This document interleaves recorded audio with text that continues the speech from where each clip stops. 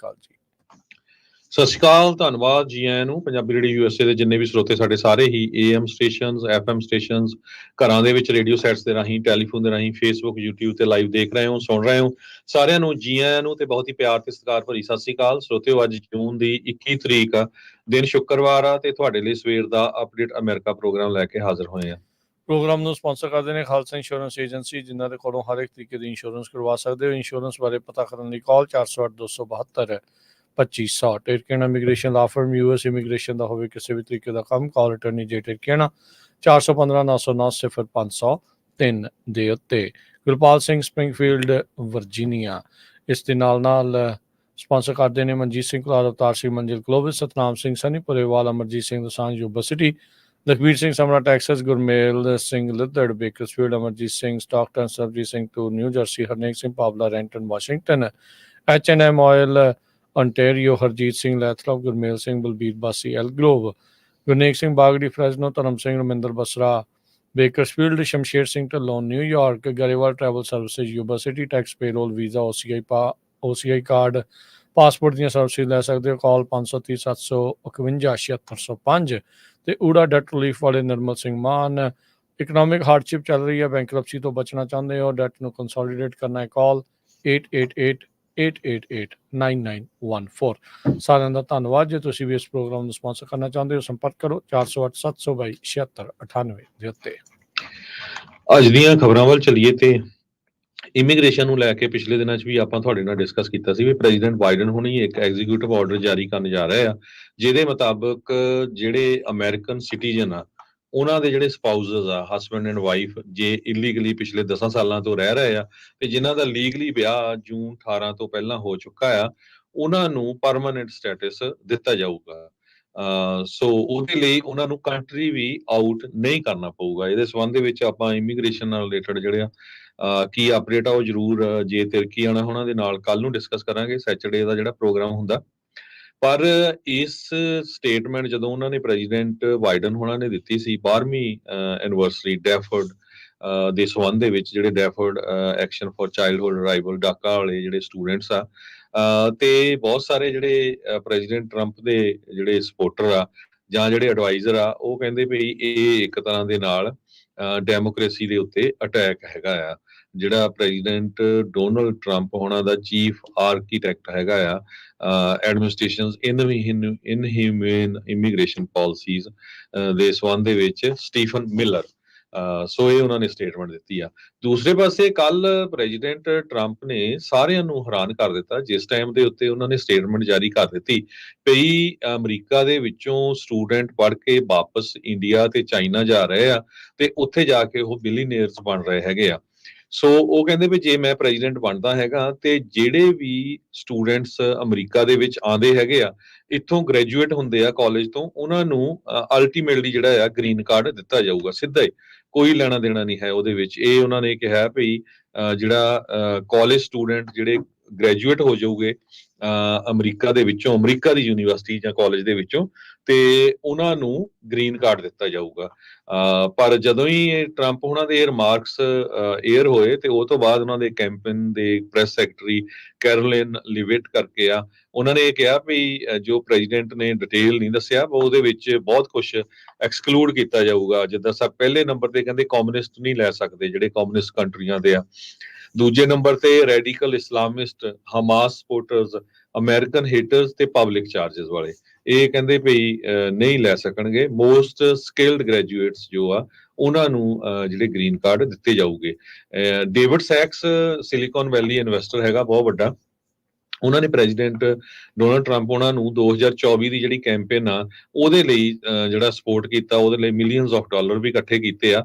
ਮੈਨੂੰ ਲੱਗਦਾ ਵੀ ਉਹਨਾਂ ਨੇ ਇਹ ਡਿਸਕਸ ਕੀਤਾ ਵੀ ਭਾਈ ਸਿਲੀਕਨ ਵੈਲੀ ਦੇ ਵਿੱਚ ਜਿਹੜੇ H1 ਵੀਜ਼ੇ ਦੇ ਉੱਤੇ ਲੋਕ ਆ ਰਹੇ ਆ, ਉਹਨਾਂ ਨੂੰ 70 80 ਸਾਲ ਗ੍ਰੀਨ ਕਾਰਡ ਨੂੰ ਲੱਗ ਜਾਣੇ ਆ, ਲੋਕ ਵਾਪਸ ਜਾ ਰਹੇ ਆ ਜਾਂ ਆਪਣੇ ਗੁਆਂਢੀ ਮੁਲਕ ਕੈਨੇਡਾ ਨੂੰ ਜਾ ਰਹੇ, ਇਹਦੇ ਤੇ ਕੁਝ ਕੀਤਾ ਜਾਵੇ। ਸੋ ਉਹਨੂੰ ਦੇਖਦਾ ਹੋਏ ਪ੍ਰੈਜ਼ੀਡੈਂਟ ਟਰੰਪ ਉਹਨਾਂ ਨੇ ਇਹ ਜਿਹੜੀ ਸਟੇਟਮੈਂਟ ਜਾਰੀ ਕੀਤੀ ਹੈਗੀ ਆ ਵੀ ਜੇ ਮੈਂ ਪ੍ਰੈਜ਼ੀਡੈਂਟ ਬਣਦਾ ਤੇ ਜਿਹੜੇ ਸਟੂਡੈਂਟਸ ਅਮਰੀਕਨ ਯੂਨੀਵਰਸਿਟੀ ਜਾਂ ਕਾਲਜਸ ਚੋਂ ਗ੍ਰੈਜੂਏਟ ਹੋਣਗੇ ਉਹ ਸਿੱਧੇ ਗ੍ਰੀਨ ਕਾਰਡ ਲਈ ਐਲੀਜੀਬਲ ਹੋਣਗੇ। ਦੱਸਦੇ ਯਾਦ ਦਵਾਉਂਦੇ ਜਾਈਏ, 8 ਸਾਲ ਪਹਿਲਾਂ ਇਹੀ ਜਿਹੜਾ ਬਿਆਨ ਆ ਪ੍ਰੈਜ਼ੀਡੈਂਟ ਓਬਾਮਾ ਨੇ ਵੀ ਦਿੱਤਾ ਸੀਗਾ ਵੀ ਜਿੰਨੇ ਵੀ ਗ੍ਰੈਜੂਏਟ ਆ, ਮਾਸਟਰ ਵਾਲੇ ਆ, ਬੈਚਲਰ ਵਾਲੇ ਆ, ਤੁਹਾਨੂੰ ਸਾਰਿਆਂ ਨੂੰ ਗ੍ਰੀਨ ਕਾਰਡ ਦੇ ਦੇਣਾ। ਉਦੋਂ ਬਹੁਤ ਸਾਰੇ ਜਿਹੜੇ ਸਟੂਡੈਂਟ F1 ਦੇ ਉੱਤੇ ਹੁੰਦੇ ਆ, ਉਹਨਾਂ ਨੂੰ ਬੜੀਆਂ ਆਸਾਂ ਉਮੀਦਾਂ ਜਿਹੜੀਆਂ ਜਾਗੀਆਂ ਸੀਗੀਆਂ ਵੀ ਖੌਰੇ ਸਾਡਾ ਗ੍ਰੀਨ ਕਾਰਡ ਵਾਕਿਆ ਹੀ ਹੋ ਜਾਣਾ, ਪਰ ਬਣਿਆ ਬਣਾਇਆ ਜਿਹੜਾ ਕੁਛ ਨਹੀਂ। ਇਹ ਉਹੀ ਪ੍ਰੈਜ਼ੀਡੈਂਟ ਆ ਟਰੰਪ, ਜਿਹੜੇ ਹੁਣ ਕਹਿੰਦੇ ਆ ਵੀ ਮੈਂ ਆਉਂਦਿਆਂ ਪਹਿਲੋਂ ਸਭ ਤੋਂ ਪਹਿਲਾਂ ਦੂਜਿਆਂ ਦੀਆਂ ਫਲਾਈਟਾਂ ਭਰ ਕੇ ਜਿਹੜੇ ਉਹ ਬਾਹਰ ਕੱਢਣੇ ਆ। ਦੂਜੇ ਪਾਸੇ ਜਿੱਦਾਂ ਤੁਸੀਂ ਸ਼ੁਰੂਆਤ 'ਚ ਜ਼ਿਕਰ ਕੀਤਾ ਵੀ ਜੇ ਇੱਕ ਪਾਸੇ ਉਹ ਪੱਕੇ ਕਰ ਰਹੇ ਉਹਨੂੰ ਮਾੜਾ ਕਹਿ ਰਹੇ ਆ, ਤੇ ਜੇ ਉਹ ਆਪ ਕਰਨਗੇ ਤਾਂ ਚੰਗਾ ਆ, ਜਾਂ ਤਾਂ ਫਿਰ ਦੋਨੋਂ ਜਾਣੇ ਇੱਕ ਦੂਜੇ ਦੀ ਸਪੋਰਟ ਕਰਨ, ਜੇ ਇਹਦੇ ਵਿੱਚ ਇਵੈਂਚੁਅਲੀ ਫਾਇਦਾ ਹੁੰਦਾ ਅਮਰੀਕਾ ਨੂੰ, ਕਿਉਂਕਿ ਅਮਰੀਕਾ ਵੀ ਬ੍ਰੇਨ ਡਰੇਨ ਦਾ ਇੱਕ ਸ਼ਿਕਾਰ ਹੋ ਰਿਹਾ ਆ। ਜਿਹੜੀ ਇਹ ਗੱਲ ਆਖੀ ਹੈ ਟਰੰਪ ਉਹਨਾਂ ਦੇ ਵਿੱਚ ਕੋਈ ਦੋ ਰਾਵਾਂ ਨਹੀਂ ਆ ਵੀ ਲੋਕ ਆਉਂਦੇ ਆ ਇੱਥੇ ਪੱਕੇ ਹੋਣ ਨਾ ਕਰਕੇ, ਪੜ੍ਹਾਈ ਕਰਕੇ ਚਲੇ ਜਾਂਦੇ ਆ, ਤੇ ਅਮਰੀਕਾ ਦੇ ਵਿੱਚ ਇਹ ਇੱਕ ਕਹਿ ਸਕਦੇ ਆ ਵੀ ਸੈਂਟੀਮੈਂਟ ਹਾਵੀ ਆ ਵੀ ਕਹਿੰਦੇ ਵੀ ਪੜ੍ਹਾਈਏ ਅਸੀਂ, ਨਿਆਣੇ ਅਸੀਂ ਤਿਆਰ ਕਰੀਏ, ਤੇ ਜਾ ਕੇ ਜਿਹੜੇ ਦੂਜੇ ਮੁਲਕ ਆ ਫਿਰ ਇਵੈਂਚੁਅਲੀ ਉਹਨਾਂ ਦਾ ਫਾਇਦਾ ਜਿਹੜਾ ਉਹ ਚੱਕਦੇ ਹੈਗੇ ਆ। ਕਹਿੰਦੇ ਵੀ ਟੌਪ ਆਫ ਦਾ ਲਾਈਨ ਸਾਡੀਆਂ ਯੂਨੀਵਰਸਿਟੀਜ਼ ਆ, ਰਿਸਰਚ ਇੱਥੇ ਸਭ ਤੋਂ ਵਧੀਆ ਆ, ਸਭ ਤੋਂ ਵਧੀਆ ਇੱਥੇ ਤੁਹਾਨੂੰ ਜਿਹੜੀਆਂ ਚੀਜ਼ਾਂ ਮਿਲਦੀਆਂ ਪੜ੍ਹਾਈ ਨੂੰ, ਤੇ ਫਿਰ ਇਵੈਂਚੁਅਲੀ ਜਿਹੜੇ ਇੱਥੋਂ ਉਹਨਾਂ ਨੂੰ ਜਾਣਾ ਪੈਂਦਾ ਆ। H1 ਵਾਲਿਆਂ ਦੇ ਲਈ ਪਤਾ ਨਹੀਂ ਕੋਈ ਉਹਨਾਂ ਦਾ ਪਾਰ ਕਿਨਾਰਾ ਜਿਹੜਾ ਲਾਉਣ ਵਾਲਾ ਕੋਈ ਆਊਗਾ ਕਿ ਨਹੀਂ, ਪਰ ਇੱਕ ਚੀਜ਼ ਦੇਖੀ ਸੀ ਕਿ ਜਦੋਂ ਟਰੰਪ ਹੁਣੀ ਆਏ ਸੀ ਉਦੋਂ H1 ਵਾਲਿਆਂ ਦੀ ਤੇਜ਼ੀ ਜਿਹੜੀ ਆ ਉਹਨਾਂ ਦੇ ਕਾਗਜ਼ਾਂ ਦੇ ਵਿੱਚ ਹੋਣ ਨੂੰ ਤੇਜ਼ੀ ਜਿਹੜੀ ਉਹ ਦੇਖੀ ਗਈ ਸੀਗੀ। ਸੋ ਹਰ ਤਰ੍ਹਾਂ ਦਾ ਸੈਂਟੀਮੈਂਟ ਅੰਡਰ ਕਰੰਟਸ ਜਿਹੜੇ ਆ ਨਾ ਬਹੁਤ ਥਾਵਾਂ ਦੇ ਉੱਤੇ ਇਮੀਗ੍ਰੇਸ਼ਨ ਦੇ ਪਾਲਿਸੀਜ਼ ਦੇ ਉੱਤੇ ਜਿਹੜੇ ਉਹ ਚੱਲਦੇ ਰਹਿੰਦੇ ਆ। ਬਿਆਨਾਂ ਦਾ ਅਸਲ 'ਚ ਪਾਲਿਸੀ ਦੇ ਵਿੱਚ ਬਦਲਣਾ, ਉਹ ਇੱਕ ਜਿਹੜੀ ਵੱਡੀ ਚੀਜ਼ ਜਿਹੜੀ ਦੇਖਣ ਵਾਲੀ ਰਹੇਗੀ। ਬਾਈਡਨ ਹੁਣੀ ਹੁਣ ਇਹ ਜਿਹੜਾ ਉਹ ਦਾ ਖੇਡ ਰਹੇ ਆ ਬਿਲਕੁਲ ਇਲੈਕਸ਼ਨ ਈਅਰ ਦੇ ਵਿੱਚ ਸਪਾਊਸਿਸ ਨੂੰ ਪੱਕੇ ਕਰਨ ਵਾਲਾ। ਉਧਰ ਟਰੰਪ ਹੁਣਾਂ ਦਾ ਉਸ ਤੋਂ ਬਾਅਦ ਦੇ ਵਿੱਚ 1-2 ਦਿਨਾਂ ਬਾਅਦ ਹੀ ਇਹ ਵੱਡਾ ਜਿਹੜਾ ਉਹ ਬਿਆਨ ਆਉਣਾ ਵੀ ਜਿੰਨੇ ਵੀ ਨਿਆਣੇ ਉਹਨਾਂ ਸਾਰਿਆਂ ਨੂੰ, ਚਾਹੇ ਉਹ ਕਹਿੰਦੇ ਵੀ ਜੂਨੀਅਰ ਸਕੂਲ ਆ, ਚਾਹੇ ਗ੍ਰੈਜੂਏਸ਼ਨ ਆ, ਚਾਹੇ ਪੋਸਟ ਗ੍ਰੈਜੂਏਸ਼ਨ ਵਾਲੇ ਆ, ਸਾਰਿਆਂ ਨੂੰ ਅਸੀਂ ਜਿਹੜੇ ਉਹ ਗ੍ਰੀਨ ਕਾਰਡ ਕਰ ਦੇਣੇ, ਪਰ ਨਾਲ ਦੇ ਨਾਲ ਐਕਸੈਪਸ਼ਨਸ ਜਿਹੜੀਆਂ ਉਹਨਾਂ ਨੇ ਰੱਖ ਲਈਆਂ। ਸੋ ਇਮੀਗ੍ਰੇਸ਼ਨ ਦਾ ਮੁੱਦਾ ਕਾਫੀ ਜ਼ਿਆਦਾ ਹਾਵੀ ਰਹਿਣ ਵਾਲਾ, ਤੇ ਮੈਨੂੰ ਲੱਗਦਾ ਵੀ ਆਪਾਂ ਨੂੰ ਜਿਹੜਾ ਇਹਨਾਂ ਦਾ ਡਿਬੇਟ ਹੋਣਾ ਟਰੰਪ ਹੋਣਾ ਦਾ ਤੇ ਬਾਈਡਨ ਹੋਣਾ ਦਾ, ਉਹਦੇ ਵਿੱਚ ਇਮੀਗ੍ਰੇਸ਼ਨ ਦੇ ਮੁੱਦੇ ਦੇ ਉੱਤੇ ਵੀ ਲੱਗਦਾ ਵੀ ਬਹਿਸ ਹੁੰਦੀ ਆਪਾਂ ਨੂੰ ਸੁਣਾਈ ਦੇਵੇਗੀ, ਦਿਖਾਈ ਦੇਵੇਗੀ। ਜੀ ਅਗਲੀ ਜਿਹੜੀ ਹਰਜੋਤ ਸਿੰਘ ਦੀ ਖਬਰ ਕਰੀਏ, ਸੁਪਰੀਮ ਕੋਰਟ ਦਾ ਰੁਖ ਕਰਦੇ ਆ। ਸੁਪਰੀਮ ਕੋਰਟ ਨੇ ਜਿਹੜੀ ਇੱਕ ਡੋਮੈਸਟਿਕ ਵਾਇਲੈਂਸ ਵਾਲੀ ਗਨ ਰਿਸਟ੍ਰਿਕਸ਼ਨ ਆ ਉਸ ਨੂੰ ਅਪਹੋਲਡ ਕੀਤਾ ਆ। ਇਹ ਕਹਿੰਦੇ ਵੀ ਕੇਸ ਇੱਕ ਟੈਸਟ ਦੇ ਵਜੋਂ ਦੇਖਿਆ ਗਿਆ ਸੀਗਾ, ਜਿਹੜੀ ਕੋਰਟ ਦੀ ਕੰਜ਼ਰਵੇਟਿਵ ਮੈਜੋਰਟੀ ਆ ਉਸ ਦੇ ਸਾਹਮਣੇ, ਕੀ ਉਹ ਜਿਹੜੇ ਗਨ ਰਾਈਟਸ ਆ ਉਹਨੂੰ ਬੈਕ ਕਰਨਗੇ, ਜਾਂ ਜਿਹੜੀ ਇੱਕ ਰੂਲਿੰਗ ਆਈ ਸੀ 2022 ਦੇ ਬਾਬਤ ਉਸ ਨੂੰ ਲੈ ਕੇ। ਸੋ ਕਹਿੰਦੇ ਵੀ ਇੱਕ ਦੇ ਮੁਕਾਬਲੇ 8 ਜਿਹੜੇ ਜਸਟਿਸਿਸ ਆ ਸੁਪਰੀਮ ਕੋਰਟ ਦੇ, ਉਹਨਾਂ ਨੇ ਬਾਈਡਨ ਐਡਮਿਨਿਸਟ੍ਰੇਸ਼ਨ ਦੇ ਹੱਕ ਦੇ ਵਿੱਚ ਫੈਸਲਾ ਸੁਣਾਉਂਦੇ ਹੋਏ ਕਿਹਾ ਵੀ ਜਿਹੜਾ ਕਾਨੂੰਨ ਬਣਿਆ ਸੀਗਾ ਵੀ ਜਿਹੜਾ ਕੋਈ ਡੋਮੈਸਟਿਕ ਵਾਇਲੈਂਸ ਦਾ ਜਿਹੜਾ ਹੋਇਆ ਆ, ਅਬਿਊਜ਼ਰ ਆ, ਉਹ ਉਸਨੇ ਡੋਮੈਸਟਿਕ ਵਾਇਲੈਂਸ ਕੀਤੀ ਆ, ਉਸ ਨੂੰ ਗਨ ਜਿਹੜੀ ਆ ਓਨ ਕਰਨ ਤੋਂ ਨਾ ਹੋਵੇ, ਉਸ ਕੇਸ ਨੂੰ ਜਿਹੜੀ ਇਹਨਾਂ ਨੇ ਮਨਜ਼ੂਰੀ ਦਿੱਤੀ ਆ। ਸੋ ਇਹ ਕੋਰਟ ਦਾ 2020 ਦਾ ਇੱਕ ਡਿਸੀਜਨ ਜਿਹੜਾ ਆਇਆ ਸੀ, ਜਿਸ ਨਾਲ ਜਿਹੜੇ ਗਨ ਰਾਈਟਸ ਆ ਉਹ ਕਹਿੰਦੇ ਐਕਸਪੈਂਡ ਹੋ ਰਹੇ ਸੀਗੇ। ਸੋ ਇਹ ਹੁਣ ਕਨਸਟੀਟਿਊਸ਼ਨ ਦੇ ਜਿਹੜੇ ਸੈਕੰਡ ਅਮੈਂਡਮੈਂਟ ਦੇ ਅੰਡਰ, ਆਪਾਂ ਨੂੰ ਇਹ ਵੀ ਪਤਾ ਵੀ ਮੈਜੋਰਟੀ ਆ ਕੰਜ਼ਰਵੇਟਿਵਸ ਦੀ, ਜੋ ਕਿ ਸੈਕੰਡ ਅਮੈਂਡਮੈਂਟ ਦੇ ਵਿੱਚ ਯਕੀਨ ਜਿਹੜੀ ਉਹ ਰੱਖਦੀ ਆ, ਜ਼ਿਆਦਾ ਉਸ ਦੇ ਹੱਕ ਦੇ ਵਿੱਚ ਆ, ਪਰ ਫਿਰ ਵੀ ਉਸ ਦੇ ਜਿਹੜੇ ਉਹ ਬਾਵਜੂਦ ਉਹਨਾਂ ਨੇ ਜਿਹੜਾ ਆ ਇਸ ਦੇ ਹੱਕ ਦੇ ਵਿੱਚ ਫੈਸਲਾ ਸੁਣਾਇਆ ਵੀ ਉਹਨਾਂ ਲੋਕਾਂ ਨੂੰ ਗਨ ਜਿਹੜੀ ਉਹ ਨਾ ਮਿਲੇ ਜਿਨ੍ਹਾਂ ਨੇ ਡੋਮੈਸਟਿਕ ਵਾਇਲੈਂਸ ਕੀਤੀ ਹੈ, ਡੋਮੈਸਟਿਕ ਅਬਿਊਜ਼ਰ ਜਿਹੜੇ ਹੋ ਰਹੇ ਆ। ਮੈਜੋਰਟੀ ਦੇ ਲਈ ਜਿਹੜਾ ਕਹਿ ਲਓ ਵੀ ਡਿਸੀਜਨ ਨੂੰ ਰਾਈਟ ਕਰਦੇ ਹੋਏ ਚੀਫ ਜਸਟਿਸ ਜੌਨ ਰੋਬਰਟਸ, ਉਹਨਾਂ ਨੇ ਲਿਖਿਆ ਵੀ ਜਦੋਂ ਤੋਂ ਅਮਰੀਕਾ ਦੀ ਸਥਾਪਨਾ ਹੋਈ ਆ, ਮੁਲਕ ਦੇ ਵਿੱਚ ਜਿਹੜਾ ਫਾਇਰ ਆਰਮਸ ਲਾ ਆ, ਉਹਦੇ ਵਿੱਚ ਅਜਿਹੀਆਂ ਪ੍ਰੋਵੀਜ਼ਨਸ ਸ਼ੋਰਟਸ ਜਿਹੜੀਆਂ ਹੋ ਰਹੀਆਂ ਆ, ਉਹਨਾਂ ਇੰਡੀਵਿਜੂਅਲਸ ਨੂੰ ਰੋਕਣ ਲਈ ਵੀ ਜਿਹੜੀਆਂ ਮੱਦਾਂ ਰਹੀਆਂ ਆ, ਜੋ ਕਿ ਕਿਸੇ ਹੋਰ ਨੂੰ ਫਿਜ਼ੀਕਲੀ ਨੁਕਸਾਨ ਪਹੁੰਚਾ ਸਕਦੇ ਆ ਜਾਂ ਫਾਇਰ ਆਰਮਸ ਦੀ ਦੁਰਵਰਤੋਂ ਕਰ ਸਕਦੇ ਆ। ਕਹਿੰਦੇ ਵੀ ਇਹ ਪ੍ਰੋਵੀਜ਼ਨ ਇਸ ਮੌਕੇ ਦੇ ਉੱਤੇ ਇਸ ਟ੍ਰੈਡੀਸ਼ਨ ਦੇ ਨਾਲ ਬਿਲਕੁਲ ਮੇਲ ਖਾਂਦੀ ਆ। ਸੋ ਅਸੀਂ ਇਸ ਫੈਸਲੇ ਦੇ ਉੱਤੇ ਪਹੁੰਚਦੇ ਆ ਵੀ ਅਜਿਹਾ ਜਿਹੜੀ ਚੀਜ਼ ਆ ਵੀ ਡੋਮੈਸਟਿਕ ਵਾਇਲੈਂਸ ਦੇ ਜਾਂ ਡੋਮੈਸਟਿਕ ਅਬਿਊਜ਼ਰਸ ਆ, ਉਹਨਾਂ ਦੇ ਕੋਲ ਗਨਸ ਜਿਹੜੀਆਂ ਉਹ ਨਹੀਂ ਹੋਣੀਆਂ ਚਾਹੀਦੀਆਂ। ਅਸੀਂ ਇਸ ਦੇ ਹੱਕ ਦੇ ਵਿੱਚ ਆ। ਅਟਾਰਨੀ ਜਨਰਲ ਮੈਰਿਕ ਗਾਰਲੈਂਡ, ਉਹਨਾਂ ਨੇ ਇਸ ਰੂਲਿੰਗ ਦਾ ਸਵਾਗਤ ਕਰਦੇ ਹੋਏ ਆਖਿਆ ਆ, ਕਹਿੰਦੇ ਵੀ ਉਹਨਾਂ ਸਾਰੇ ਪੀੜਤਾਂ ਨੂੰ ਅੱਜ ਸੁਪਰੀਮ ਕੋਰਟ ਨੇ ਪ੍ਰੋਟੈਕਸ਼ਨ ਦਿੱਤੀ ਆ ਜਿਹੜੇ ਕਿ ਡੋਮੈਸਟਿਕ ਵਾਇਲੈਂਸ ਦਾ ਸ਼ਿਕਾਰ ਨੇ, ਜਾਂ ਆਪਣੇ ਡੋਮੈਸਟਿਕ ਅਬਿਊਜ਼ਰਸ ਦੇ ਹੱਥੋਂ ਤੰਗ ਪਰੇਸ਼ਾਨ ਨੇ, ਜਾਂ ਉਹਨਾਂ ਨੂੰ ਇੱਕ ਬੰਦੂਕ ਦੇ ਜਾਂ ਫਾਇਰ ਆਰਮ ਦੇ ਡਰ ਹੇਠਾਂ ਉਹਨਾਂ ਦੇ ਨਾਲ ਰਹਿਣਾ ਪੈ ਰਿਹਾ ਆ। ਸੋ ਕਹਿੰਦੇ ਵੀ ਹੁਣ ਡੋਮੈਸਟਿਕ ਵਾਇਲੈਂਸ ਅਬਿਊਜ਼ਰਸ ਦੇ ਕੋਲੋਂ ਜਿਹੜੀਆਂ ਫਾਇਰ ਆਰਮਸ ਆ ਉਹਨਾਂ ਨੂੰ ਲੈਣ ਤੋਂ ਜਿਹੜਾ ਉਹ ਰੋਕਿਆ ਜਾ ਸਕਦਾ ਹੈਗਾ। ਅਗਲੀ ਖਬਰ ਵੱਲ ਚਲੀਏ। ਅਮਰੀਕਾ ਦੇ ਸਾਬਕਾ ਸੈਕਟਰੀ ਆਫ ਸਟੇਟ ਜਿਹੜੇ ਹੈਗੇ ਆ ਨੈਂਸੀ ਪਲੋਸੀ, ਉਹ ਇੰਡੀਆ ਵਿਜ਼ਿਟ ਕਰਨ ਗਏ ਆ।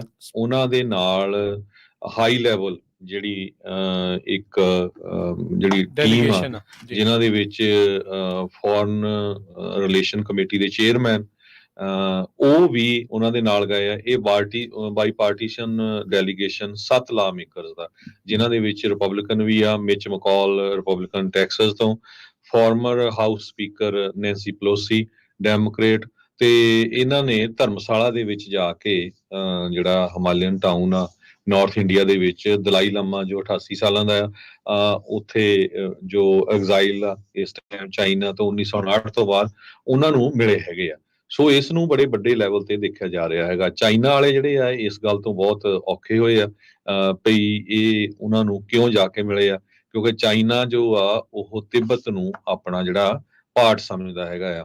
ਤੇ ਤਿੱਬਤ ਜਿਹੜੇ ਦਲਾਈ ਲਾਮਾ ਵਾਲੇ ਆ, ਦਲਾਈ ਲਾਮਾ ਜਾਂ ਉਹਦੇ ਸਪੋਰਟਰਸ ਆ, ਉਹ ਕਹਿੰਦੇ ਵੀ ਤਿੱਬਤ ਜਿਹੜਾ ਆ ਸਾਡਾ ਮੁਲਕ ਆ, ਸਾਡੇ ਨਾਲ ਧੱਕਾ ਹੋ ਰਿਹਾ, ਧੱਕੇ ਦੇ ਨਾਲ ਉਹ ਜਿਹੜੇ ਵੀ ਲੋਕ ਉੱਥੇ ਰਹਿੰਦੇ ਆ ਉਹਨਾਂ ਨੂੰ ਕਨਵਰਟ ਕੀਤਾ ਜਾਂਦਾ ਕਾਮਰੇਡਾਂ ਦੇ ਵਿੱਚ, ਤੇ ਸਾਡਾ ਜਿਹੜਾ ਕਲਚਰ ਆ ਸਾਰਾ ਕੁਝ ਉਹ ਖਤਮ ਕੀਤਾ ਜਾ ਰਿਹਾ ਹੈਗਾ। 1959 ਤੋਂ ਦਲਾਈ ਲਾਮਾ ਉਹ ਇਸ ਚੀਜ਼ ਨੂੰ ਫਾਈਟ ਕਰ ਰਿਹਾ ਆ। ਇੰਡੀਆ ਵਾਲਿਆਂ ਨੇ ਉਹਨਾਂ ਨੂੰ ਪੋਲੀਟੀਕਲ ਸਟੇ ਆਪਾਂ ਕਹਿ ਸਕਦੇ ਹਾਂ, ਜਾਂ ਉਹਨਾਂ ਦੇ ਜਿੰਨੇ ਵੀ ਸਪੋਰਟਰਸ ਆ ਉਹਨਾਂ ਨੂੰ ਧਰਮਸ਼ਾਲਾ ਹਿਮਾਚਲ ਪ੍ਰਦੇਸ਼ ਦੇ ਵਿੱਚ ਦਿੱਤਾ ਹੋਇਆ ਹੈਗਾ। ਇਸ ਤੋਂ ਪਹਿਲਾਂ ਵੀ ਜਦੋਂ ਨੈਂਸੀ ਪਲੋਸੀ ਹੁਣੀ ਤਾਈਵਾਨ ਦੇ ਵਿੱਚ ਗਏ ਸੀ ਤੇ ਚਾਈਨਾ ਵਾਲੇ ਉਸ ਟਾਈਮ ਤੇ ਵੀ ਬਹੁਤ ਔਖੇ ਹੋਏ ਸੀ। 2022 ਦੇ ਵਿੱਚ ਜਿਹੜੀ ਆ ਤਾਈਵਾਨ ਉਹ ਵਿਜ਼ਿਟ ਕੀਤੇ ਸੀਗੇ ਨੈਂਸੀ ਪਲੋਸੀ ਹੁਣੀ। ਜਿਹੜੇ ਲਾ ਮੇਕਰਸ ਮੀਟ ਕੀਤੇ, ਜਿਨ੍ਹਾਂ ਨੇ ਮਿਲੇ ਹੈਗੇ ਆ ਦਲਾਈ ਲਾਮਾ ਨੂੰ, ਉਹ ਉਹਨਾਂ ਨੇ ਕਹਿੰਦੇ ਇਰੀਟੇਟ ਤਾਂ ਜ਼ਰੂਰ ਕੀਤਾ ਬੀਜਿੰਗ ਵਾਲਿਆਂ ਨੂੰ ਕਾਫੀ। ਇਹ ਵੀ ਦੱਸਦੇ ਜਾਈਏ ਦਲਾਈ ਲਾਮਾ ਨੂੰ 1999 ਦੇ ਵਿੱਚ ਨੋਬਲ ਪੀਸ ਪ੍ਰਾਈਜ਼ ਵੀ ਮਿਲਿਆ ਸੀ। ਸੋ 1999 ਦੇ ਨੋਬਲ ਪੀਸ ਲੌਰੀਏਟ ਹੈਗੇ ਆ। ਚਾਈਨਾ ਵਾਲੇ ਉਹਨਾਂ ਨੂੰ ਅੱਤਵਾਦੀ ਸਮਝਦੇ ਆ, ਸੈਪਰੇਟਿਸਟ ਹੀ ਸਮਝਦੇ ਆ, ਜਿੱਦਾਂ ਭਾਰਤ ਵਾਲੇ ਸਾਨੂੰ ਸਾਰਿਆਂ ਨੂੰ ਸਮਝਦੇ ਰਹਿੰਦੇ ਆ। ਸੋ ਚਾਈਨਾ ਦੀ ਜਿਹੜੀ ਫੋਰਨ ਮਿਨਿਸਟਰੀ ਆ ਉਹਨਾਂ ਨੇ ਇਹ ਕਿਹਾ ਆ ਵੀ ਜਿਹੜਾ ਤਿੱਬਤ ਆ ਉਹ ਇੰਟਰਨਲ ਮੈਟਰ ਆ ਚਾਈਨਾ ਦਾ, ਤੇ ਅਸੀਂ ਆਪ ਹੀ ਇਸ ਨੂੰ ਜਿਹੜਾ ਸੋਲਵ ਕਰਾਂਗੇ। ਜੋ ਵੀ ਹੋਊਗਾ ਇਹਦੀ ਜਿਹੜੀ ਸੋਵਰਨਟੀ, ਸਿਕਿਉਰਿਟੀ ਤੇ ਡਿਵੈਲਪਮੈਂਟ ਇੰਟਰਸਟ ਹੈਗੇ ਆ, ਯੂਐਸ ਨੂੰ ਇਹਦੇ ਵਿੱਚ ਇੰਟਰਫੀਅਰ ਨਹੀਂ ਕਰਨਾ ਚਾਹੀਦਾ। ਪ੍ਰੈਜ਼ੀਡੈਂਟ ਡੋਨਲਡ ਟਰੰਪ ਹੁਣੀ ਵੀ ਦਲਾਈ ਲਾਮਾ ਨੂੰ ਮਿਲੇ ਸੀ। ਇਸ ਤੋਂ ਪਹਿਲਾਂ ਪ੍ਰੈਜ਼ੀਡੈਂਟ ਜਾਰਜ H.W. ਬੁਸ਼ ਵੀ ਮਿਲੇ ਸੀ। ਬਾਈਡਨ ਹੁਣੀ ਵੀ ਉਹਨਾਂ ਨਾਲ ਮਿਲ ਚੁੱਕੇ ਹੈਗੇ ਆ ਪਿਛਲੇ ਸਮਿਆਂ ਦੇ ਦੌਰਾਨ। ਦਲਾਈ ਲਾਮਾ ਖੁਦ ਵੀ ਅਮਰੀਕਾ ਦੇ ਵਿੱਚ ਬਹੁਤ ਵਾਰ ਪਹੁੰਚ ਚੁੱਕੇ ਹੈਗੇ ਆ। ਬ੍ਰਹਮਾ ਚਲੈਨੀ ਕਰਕੇ ਪ੍ਰੋਫੈਸਰ ਐਮਰੀਟਸ ਹੈਗੇ ਆ ਸਟ੍ਰੈਟੇਜਿਕ ਸਟੱਡੀਜ਼ ਦੇ, centre for policy research think tank ਹੈਗਾ ਨਿਊ ਦਿੱਲੀ ਦੇ ਵਿੱਚ। ਇਹ ਕਹਿੰਦੇ ਆ ਵੀ ਜਿਹੜੀ ਮੀਟਿੰਗ ਆ ਇਹ ਇੱਕ ਬਹੁਤ ਇੰਪੋਰਟੈਂਟ ਮੀਟਿੰਗ ਹੈਗੀ ਆ। ਬਾਈਡਨ ਐਡਮਿਨਿਸਟ੍ਰੇਸ਼ਨ ਤਿੱਬਤ ਦੀ ਤੇ ਦਲਾਈ ਲਾਮਾ ਦੀ ਜਿਹੜੀ ਹੈਲਪ ਕਰਨਾ ਚਾਹੁੰਦਾ ਹੈਗਾ। ਸੋ ਹੁਣ ਚਾਈਨਾ ਵਾਲੇ ਦੇਖਦੇ ਆ ਵੀ ਇਹਦੇ ਤੇ ਕੀ ਕਰਦੇ। ਚਾਈਨਾ ਵਾਲੇ ਇੰਡੀਆ ਤੇ ਵੀ ਔਖੇ ਆ ਵੀ ਇੰਡੀਆ ਵਾਲਿਆਂ ਨੇ ਇਹ ਸਾਰਾ ਕੁਝ ਅਲਾਉ ਕੀਤਾ ਹੈਗਾ, ਜਿਹੜੀ ਹਾਈ ਲੈਵਲ ਡੈਲੀਗੇਸ਼ਨ ਆ ਉਸ ਦੇ ਨਾਲ ਦਲਾਈ ਲਾਮਾ ਦੀ ਮੀਟਿੰਗ ਹੋਣ ਦੇ ਲਈ। ਜੀ ਜੀ ਬਿਲਕੁਲ। ਦੱਸਦੇ ਜਾਈਏ ਸਾਬਕਾ ਸਪੀਕਰ ਰਹੇ ਨੇ ਜਿਹੜੇ ਨੈਂਸੀ ਪਲੋਸੀ। ਹੁਣ ਤੁਸੀਂ ਦੇਖੋ ਇਹਦੇ ਵਿੱਚ ਇੰਡੀਆ ਦਾ ਵੀ ਜਿਹੜਾ ਝੋਲ ਕਿੱਦਾਂ ਦਾ ਆ। ਹੁਣ ਦਲਾਈ ਲਾਮਾ ਜਿਹੜਾ ਤਿੱਬਤ ਨੂੰ ਆਪਣੀ ਸੋਵਰਨਿਟੀ ਦੇ ਲਈ ਉਹਨਾਂ ਨੇ ਥਾਂ ਦਿੱਤੀ ਆ, ਪਰ ਜਦੋਂ ਸਿੱਖ ਸੋਵਰਨਿਟੀ ਦੀ ਗੱਲ ਕਰਦੇ ਆ ਤੇ ਉਦੋਂ ਉਹਨਾਂ ਦੇ ਦੁਆਲੇ ਇਹ ਭਾਰਤ ਵਾਲੇ ਕਿੱਦਾਂ ਹੁੰਦੇ ਆ। ਅਮਰੀਕਾ ਨੇ ਇਦਾਂ ਲੱਗਦਾ ਵੀ ਮੋਦੀ ਨੂੰ ਕੜਿੱਕੀ ਦੇ ਵਿੱਚ ਪੂਰੀ ਤਰ੍ਹਾਂ ਫਸਾਇਆ ਆ, ਸ਼ਿਕੰਜਾ ਉਹਦੇ ਉੱਤੇ ਪੂਰੀ ਤਰ੍ਹਾਂ ਕੱਸਿਆ ਆ। ਇਹ ਉਸ ਟਾਈਮ ਦੇ ਉੱਤੇ ਬਾਈ ਪਾਰਟੀਜ਼ਨ ਜਿਹੜੀ ਡੈਲੀਗੇਸ਼ਨ ਤਿੱਬਤ ਦੇ ਵਿੱਚ ਜਾ ਕੇ ਚਾਈਨਾ ਦੇ ਉਲਟ ਆ ਕੇ ਜਿਹੜੀ ਉਹ ਮਿਲੀ ਆ, ਜਿਸ ਟਾਈਮ ਦੇ ਉੱਤੇ ਨਿਖਿਲ ਗੁਪਤਾ ਦੀ ਹਵਾਲਗੀ ਅਮਰੀਕਾ ਦੇ ਵਿੱਚ ਹੋ ਚੁੱਕੀ ਆ। ਸਿੱਖਾਂ ਨੂੰ ਮੈਂ ਇੱਥੇ ਇੱਕ ਵਾਰੀ ਫੇਰ ਇਸ ਚੀਜ਼ ਨੂੰ ਦੁਹਰਾਉਣਾ ਚਾਹੁੰਦਾ, ਸਿੱਖਾਂ ਨੂੰ ਇੱਥੇ ਬਹੁਤ ਜ਼ਿਆਦਾ ਸਤਰਕਤਾ ਦੇ ਨਾਲ ਜਿਹੜੇ ਉਹ ਰਹਿਣ ਦੀ ਜ਼ਰੂਰਤ ਆ। ਅਮਰੀਕਾ ਦੇ ਹੋਰ ਵੀ ਜਿਹੜੇ ਆ ਕਈ ਮਫਾਦ ਹੈਗੇ ਨੇ ਇੰਡੀਆ ਦੇ ਨਾਲ। ਇੰਡੀਆ ਇੱਕ ਵੱਡੀ ਇਸ ਟਾਈਮ ਪਾਵਰ ਆ ਸਿੱਖਾਂ ਦੇ ਮੁਕਾਬਲੇ। ਪਰ ਸਿੱਖ ਇੱਥੇ ਆਪਣੀ ਕੀ ਪਾਵਰ ਸ਼ੋਅ ਕਰਦੇ ਆ, ਇੱਥੇ ਆਪਣੀ ਕਿੱਦਾਂ ਦੀ ਵੈਲਿਊ ਜਿਹੜੀ ਉਹ ਬਣਾ ਕੇ ਅਮਰੀਕਨ ਲਾ ਮੇਕਰਸ ਦੇ ਮੂਹਰੇ ਜਾਂ ਅਮਰੀਕਨਸ ਦੇ ਮੂਹਰੇ ਜਿਹੜੀ ਉਹ ਪੇਸ਼ ਕਰਦੇ ਆ, ਤਾਂ ਜੋ ਉਹਨਾਂ ਨੂੰ ਬਰਾਬਰ ਦੀ ਧਿਰ ਮੰਨਿਆ ਜਾਵੇ। ਇਹ ਨਾ ਹੋਵੇ ਵੀ ਸਿੱਖਾਂ ਨੂੰ ਪੌੜੀ ਦਾ ਇੱਕ ਜਿਹੜਾ ਬੱਸ ਬਣਾ ਕੇ, ਲੱਕੜ ਬਣਾ ਕੇ ਉਹਦੇ ਉੱਤੋਂ ਦੀ ਲੰਘ ਕੇ ਤੇ ਇੰਡੀਆ ਦੇ ਥਰੂ ਚਾਈਨਾ ਨੂੰ ਜਿਹੜਾ ਉਹਨਾਂ ਨੇ ਕਬਜ਼ੇ 'ਚ ਲੈਣਾ ਹੋਵੇ। ਇਹ ਜ਼ਰੂਰ ਧਿਆਨ ਜਿਹੜੀ ਉਹ ਦੇਣ ਦੀ ਜ਼ਰੂਰਤ ਆ। ਜਿੰਨੀਆਂ ਵੀ ਜਿਹੜੀਆਂ ਪੰਥਕ ਜਥੇਬੰਦੀਆਂ ਆ, ਜਿੰਨੀਆਂ ਵੀ ਕਮੇਟੀਆਂ ਆ, ਉਹਨਾਂ ਸਾਰਿਆਂ ਨੂੰ ਇਸ ਦੇ ਉੱਤੇ ਸਿਰ ਜੋੜ ਕੇ ਬੈਠ ਕੇ ਇੱਕ ਅਗਲੀ ਜਿਹੜੀ ਵਿਚਾਰਧਾਰਕ ਗੱਲ ਆ ਉਸ ਦੇ ਬਾਰੇ ਭਵਿੱਖ ਦੀ ਰਣਨੀਤੀ ਆ ਉਹ ਤੈਅ ਕਰਨ ਦੀ ਜ਼ਰੂਰਤ ਆ। ਦਲਾਈ ਲਾਮਾ 88 ਸਾਲਾਂ ਦੇ ਆ, ਅੱਜ ਤੋਂ ਨਹੀਂ, ਕਈ ਦਹਾਕਿਆਂ ਤੋਂ ਜਿਹੜਾ ਇੱਥੇ ਧਰਮਸ਼ਾਲਾ ਦੇ ਵਿੱਚ ਮਕਲੌਡਗੰਜ ਵਾਲੇ ਪਾਸੇ ਉਧਰ ਜਿਹੜੀ ਉਹ ਰਹਿ ਰਹੇ ਆ, ਤੇ ਟੌਪ ਦੇ ਜਿਹੜੇ ਲੀਡਰ ਆ ਉਹਨਾਂ ਦਾ ਜਾਣਾ, ਉਹਨਾਂ ਨੇ ਉਹ ਰੈਜ਼ੋਲੂਸ਼ਨ ਉੱਥੇ ਉਹਨਾਂ ਨੂੰ ਭੇਂਟ ਕੀਤਾ ਜਿਹਦੇ ਵਿੱਚ ਤਿੱਬਤ ਨੂੰ ਮਾਨਤਾ ਇੱਕ ਹਿਸਾਬ ਦੇ ਨਾਲ ਦੇਣ ਵਾਲੀ ਗੱਲ ਅਮਰੀਕਾ ਦੇ ਸਦਨ ਦੇ ਵਿੱਚ ਹੋਣੀ ਆ। ਸੋ ਬਹੁਤ ਵੱਡਾ ਜਿਹੜਾ ਇੱਕ ਡੈਲੀਗੇਸ਼ਨ, ਬੜਾ ਇੰਪੋਰਟੈਂਟ ਡੈਲੀਗੇਸ਼ਨ ਮਿਲਿਆ ਆ। ਚੀਨ ਵਾਲਿਆਂ ਦੀਆਂ ਅੱਖਾਂ ਤਾਂ ਇਹ ਰੜਕਣਾ ਹੀ ਰੜਕਣਾ ਸੀਗਾ, ਪਰ ਇੱਥੋਂ ਨਾਲ ਦੇ ਨਾਲ ਇਸ ਐਂਗਲ ਤੋਂ ਵੀ ਜਿਹੜੀ ਉਹ ਦੇਖਣ ਦੀ ਜ਼ਰੂਰਤ ਆ ਵੀ ਅਮਰੀਕਾ ਨੇ ਇੰਡੀਆ ਨੂੰ ਲੱਗਦਾ ਆ ਸ਼ਿਕੰਜੇ ਦੇ ਵਿੱਚ ਪੂਰੀ ਤਰ੍ਹਾਂ ਫਸਾਇਆ ਆ, ਵੀ ਉੱਥੇ ਜਾ ਕੇ ਹੁਣ ਤਿੱਬਤ ਦੇ ਵਿੱਚ ਜਿਹੜਾ ਦਲਾਈ ਲਾਮਾ ਹੈ ਤਿੱਬਤ ਵਾਲਾ, ਉਸ ਨੂੰ ਜਾ ਕੇ ਇੰਡੀਆ ਦੇ ਵਿੱਚ ਜਿਹੜੇ ਉਹ ਮਿਲੇ ਆ। ਇੰਡੀਅਨ ਅਧਿਕਾਰੀਆਂ ਨੇ ਕੋਈ ਕਮੈਂਟ ਨਹੀਂ ਕੀਤਾ ਇਸ ਵਿਜ਼ਿਟ ਦੇ ਉੱਤੇ। ਫੋਰਨ ਅਧਿਕਾਰੀ ਜਿਹੜੇ ਦੇਖੋ ਅਚਨਚੇਤੇ ਥੋੜੇ ਦਿਨ ਪਹਿਲਾਂ ਅਸੀਂ ਸਾਰਿਆਂ ਨੂੰ ਵਾਸ਼ਿੰਗਟਨ DC 'ਚ ਦੇਖਿਆ ਸੀ, ਤੇ ਅੱਜ ਦੇਖੋ ਉੱਥੇ ਭੱਜੇ ਫਿਰਦੇ ਆ। ਇਹ ਉਦੋਂ ਹੋਇਆ ਵੀ ਵੀਕਐਂਡ ਦੇ ਉੱਤੇ ਨਿਖਿਲ ਗੁਪਤਾ ਦੀ ਹਵਾਲਗੀ ਹੋਈ ਆ, ਤੇ ਉਸ ਤੋਂ ਬਾਅਦ ਦੇ ਵਿੱਚ ਆ ਮੋਦੀ ਦੀ ਸਰਕਾਰ ਕਮਜ਼ੋਰ ਹੋਈ ਆ, ਇਹਦੇ ਵਿੱਚ ਕੋਈ ਦੋ ਰਾਵਾਂ ਨਹੀਂ, ਕਿਉਂਕਿ ਉਹਦੀਆਂ ਸੀਟਾਂ ਜਿਹੜੀਆਂ ਉਹ ਘਟੀਆਂ ਨੇ, ਪਰ ਫਿਰ ਵੀ ਉਸੇ ਚੀਜ਼ ਦੇ ਬਾਵਜੂਦ ਇਹ ਸਾਰਾ ਕੁਝ ਜਿਹੜਾ ਹੋਇਆ ਆ। ਪੀਪਲ ਰਿਪਬਲਿਕ ਆਫ ਚਾਈਨਾ ਵਾਲੇ ਕਹਿੰਦੇ ਆ, ਜਿਹੜੇ ਰਿਪਰੈਜ਼ੈਂਟੇਟਿਵ ਜਿਮ ਮੈਕਗਵਰਨ ਮੈਸਾਚੂਸਟ ਤੋਂ ਨੇ, ਉਹਨਾਂ ਨੇ ਉੱਥੇ ਸਪੀਚ ਦਿੰਦੇ ਹੋਏ ਕਿਹਾ ਆ ਵੀ ਜਿਹੜੇ ਚਾਈਨਾ ਵਾਲੇ ਆ ਉਹਨਾਂ ਨੂੰ ਤਿਬੇਤੀਅਨ ਲੋਕਾਂ ਦੇ ਹੱਕਾਂ ਦੀ ਰਿਸਪੈਕਟ ਕਰਨੀ ਚਾਹੀਦੀ ਆ, ਜੋ ਵੀ ਅੰਤਰਰਾਸ਼ਟਰੀ ਕਾਨੂੰਨ ਆ, ਤੇ ਸੈਲਫ ਡਿਟਰਮੀਨੇਸ਼ਨ ਦਾ ਰਾਈਟ ਵੀ ਉਹਨਾਂ ਦਾ ਹੀ ਆ।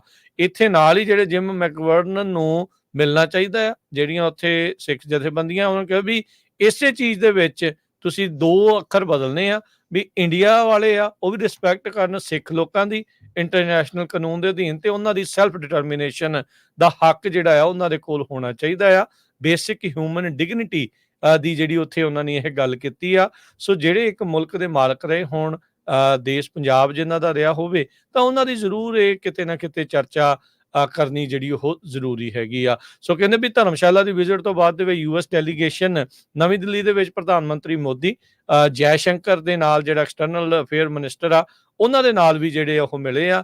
ਇਹ ਉਸ ਟਾਈਮ ਦੇ ਉੱਤੇ ਹੋ ਰਿਹਾ ਜਦ ਜੇਕ ਸੁਲਿਵਾਨ ਵੀ ਹੁਣੇ ਇੱਕ ਅੱਧਾ ਦਿਨ ਪਹਿਲਾਂ ਹੀ ਭਾਰਤ ਦਾ ਜਿਹੜਾ ਉਹ ਦੌਰਾ ਕਰਕੇ ਆਏ ਆ। ਸੋ ਚਾਈਨਾ ਦੇ ਖਿਲਾਫ ਲੱਗਦਾ ਆ ਵੀ ਭਾਰਤ ਨੂੰ ਇਹ ਹੁਣ ਤਗੜਾ ਕਰਕੇ ਪੇਸ਼ ਕਰਨ ਦੀ ਤਿਆਰੀ 'ਚ ਆ, ਤੇ ਸਿੱਖਾਂ ਨੂੰ ਇੱਥੇ ਪੂਰੀ ਤਰ੍ਹਾਂ ਸਤਰਕ ਰਹਿਣ ਦੀ ਲੋੜ ਆ, ਅਲਰਟ ਰਹਿਣ ਦੀ ਲੋੜ ਆ ਵੀ ਜਿਹੜਾ ਬਦਲ ਰਿਹਾ ਇਸ ਟਾਈਮ ਜੀਓਪੋਲਿਟਿਕਸ ਆ, ਉਸ ਨੂੰ ਆਪਣੇ ਹੱਕ 'ਚ ਕਿੱਦਾਂ ਵਰਤਣਾ ਆ। ਇਸੇ ਤਰ੍ਹਾਂ ਨਿਖਿਲ ਗੁਪਤਾ ਦੀ ਜੇ ਗੱਲਬਾਤ ਕਰਦੇ ਜਾਈਏ, ਨਿਊ ਦਿੱਲੀ ਨੇ ਕਿਹਾ ਵੀ ਉਹ ਨਿਖਿਲ ਗੁਪਤਾ ਦੇ ਪਰਿਵਾਰ ਦੇ ਨਾਲ ਇਨ ਟੱਚ ਹੈਗੇ ਆ। ਨਿਖਿਲ ਗੁਪਤਾ ਨੂੰ ਅਮਰੀਕਾ ਵਾਲੇ ਆਲਰੇਡੀ ਚੱਕ ਲਿਆ ਆ ਤੇ ਕੋਰਟ ਦੇ ਵਿੱਚ ਉਹਨੂੰ ਪੇਸ਼ ਵੀ ਕਰ ਦਿੱਤਾ, ਤੇ ਦੂਸਰੀ ਜਿਹੜੀ ਡੇਟ ਉਹਦੀ ਜੂਨ 28 ਨੂੰ ਰੱਖੀ ਗਈ ਹੈਗੀ ਆ। 52 ਸਾਲਾਂ ਦਾ ਗੁਪਤਾ, ਇਹ ਪਤਾ ਚੱਲ ਰਿਹਾ ਵੀ ਉੱਤਰਾਖੰਡ ਦਾ ਰਹਿਣ ਵਾਲਾ ਆ। ਹਜੇ ਉਹਦੀਆਂ ਪਿਕਚਰਸ ਤੇ ਉਹਦੇ ਪਰਿਵਾਰ ਬਾਰੇ ਬਾਹਲੀ ਡਿਟੇਲ ਬਾਹਰ ਨਹੀਂ ਆਈ ਹੈਗੀ, ਪਰ Indian foreign minister spokesperson Randhir Jaiswal, ਉਹਨਾਂ ਨੇ ਇਹ ਕਿਹਾ ਵੀ ਸਾਡੇ ਕੋਲ ਕੋਈ ਰਿਕੁਐਸਟ ਤਾਂ ਨਹੀਂ ਆਈ ਕੌਂਸਲਰ ਐਕਸੈਸ ਗੁਪਤਾ ਦੇ ਲਈ, ਪਰ ਉਹ ਇੰਡੀਆ ਦਾ ਸਿਟੀਜ਼ਨ ਆ ਤੇ ਆਪਾਂ ਕੋਸ਼ਿਸ਼ ਕਰਾਂਗੇ ਜਿੰਨੀ ਕੁ ਉਹਦੀ ਜਿਹੜੀ ਹੈਲਪ ਆ ਉਹ ਕਰ ਸਕਦੇ ਹੋਈਏ। ਸੋ ਸਰੋਤਿਆਂ ਨੂੰ ਪਤਾ ਹੀ ਆ ਵੀ ਜਿਹੜੇ ਲਿੰਕ ਆ ਉਹ ਕਿੱਥੇ ਜੁੜਦੇ ਹੈਗੇ। ਦੂਜੇ ਪਾਸੇ ਅੱਜ ਇਕੋਨੋਮਿਸਟ, ਜੋ ਦਾ ਇਕੋਨੋਮਿਸਟ ਬਹੁਤ ਵੱਡਾ ਨਿਊਜ਼ਪੇਪਰ ਹੈਗਾ ਆ, ਉਹਨਾਂ ਨੇ ਇੱਕ ਬਹੁਤ ਵੱਡੀ ਸਟੋਰੀ ਰਨ ਕੀਤੀ ਹੈਗੀ ਆ। Canadian Sikhs thought they were safe to protest against India, then one of them was gunned down. ਉਹਦੇ ਚੋਂ ਨਹੀਂ ਕਿਹਾ ਵੀ ਕੈਨੇਡਾ ਦੇ ਸਿੱਖ ਕਹਿੰਦੇ ਸੀ ਵੀ ਅਸੀਂ ਜੇ ਪ੍ਰੋਟੈਸਟ ਕਰਦੇ ਹੈਗੇ ਆ ਭਾਰਤ ਦੇ ਖਿਲਾਫ, ਜੋ ਸਾਡੇ ਤੇ ਜ਼ੁਲਮ ਹੁੰਦਾ, ਵੀ ਅਸੀਂ ਕੈਨੇਡਾ ਦੀ ਧਰਤੀ ਤੇ ਸੇਫ ਹੈਗੇ ਆ, ਪਰ ਸਾਡੇ ਵਿੱਚੋਂ ਹੀ ਇੱਕ ਨੂੰ ਜਿਹੜਾ ਗੋਲੀਆਂ ਦੇ ਨਾਲ ਮਾਰ ਦਿੱਤਾ ਗਿਆ ਹੈਗਾ। ਸੋ ਇਹ ਹੈਡਿੰਗ ਲਾ ਕੇ ਬਹੁਤ ਵੱਡੀ ਸਟੋਰੀ ਅੱਜ ਦਾ ਇਕੋਨੋਮਿਸਟ ਨੇ ਛਾਪੀ ਹੈਗੀ ਆ। ਕਿਉਂਕਿ ਸਾਡਾ ਖਬਰਾਂ ਦਾ ਸਮਾਂ ਜਿਹੜਾ ਇੰਨਾ ਲੰਮਾ ਨਹੀਂ ਹੁੰਦਾ ਤੁਹਾਡੇ ਨਾਲ ਪੂਰੀ ਸ਼ੇਅਰ ਕਰੀਏ, ਪਰ ਜਦੋਂ ਤੁਹਾਨੂੰ ਟਾਈਮ ਲੱਗਿਆ ਗੂਗਲ ਦੇ ਉੱਤੇ ਸਰਚ ਕਰਕੇ ਇਸ ਪੂਰੇ ਆਰਟੀਕਲ ਨੂੰ ਪੜ੍ਹਿਓ। ਕਾਫੀ ਲੰਮਾ ਆਰਟੀਕਲ ਐਨੀ ਹੈਟਲਿਨ ਜੋ ਹੈਗੀ ਆ ਉਸਨੇ ਲਿਖਿਆ ਹੈ। ਜੀ, ਇੱਕ ਬ੍ਰੇਕ ਦਾ ਵਕਤ ਹੋ ਗਿਆ, ਬ੍ਰੇਕ ਲਵਾਂਗੇ। ਬ੍ਰੇਕ ਤੋਂ ਬਾਅਦ ਮੁੜ ਕੇ ਫਿਰ ਵਾਪਸ ਹਾਜ਼ਰ ਹੁੰਨੇ ਆ। ਖਬਰਾਂ ਦਾ ਸਿਲਸਿਲਾ ਇਦਾਂ ਹੀ ਜਾਰੀ ਰਹੇਗਾ।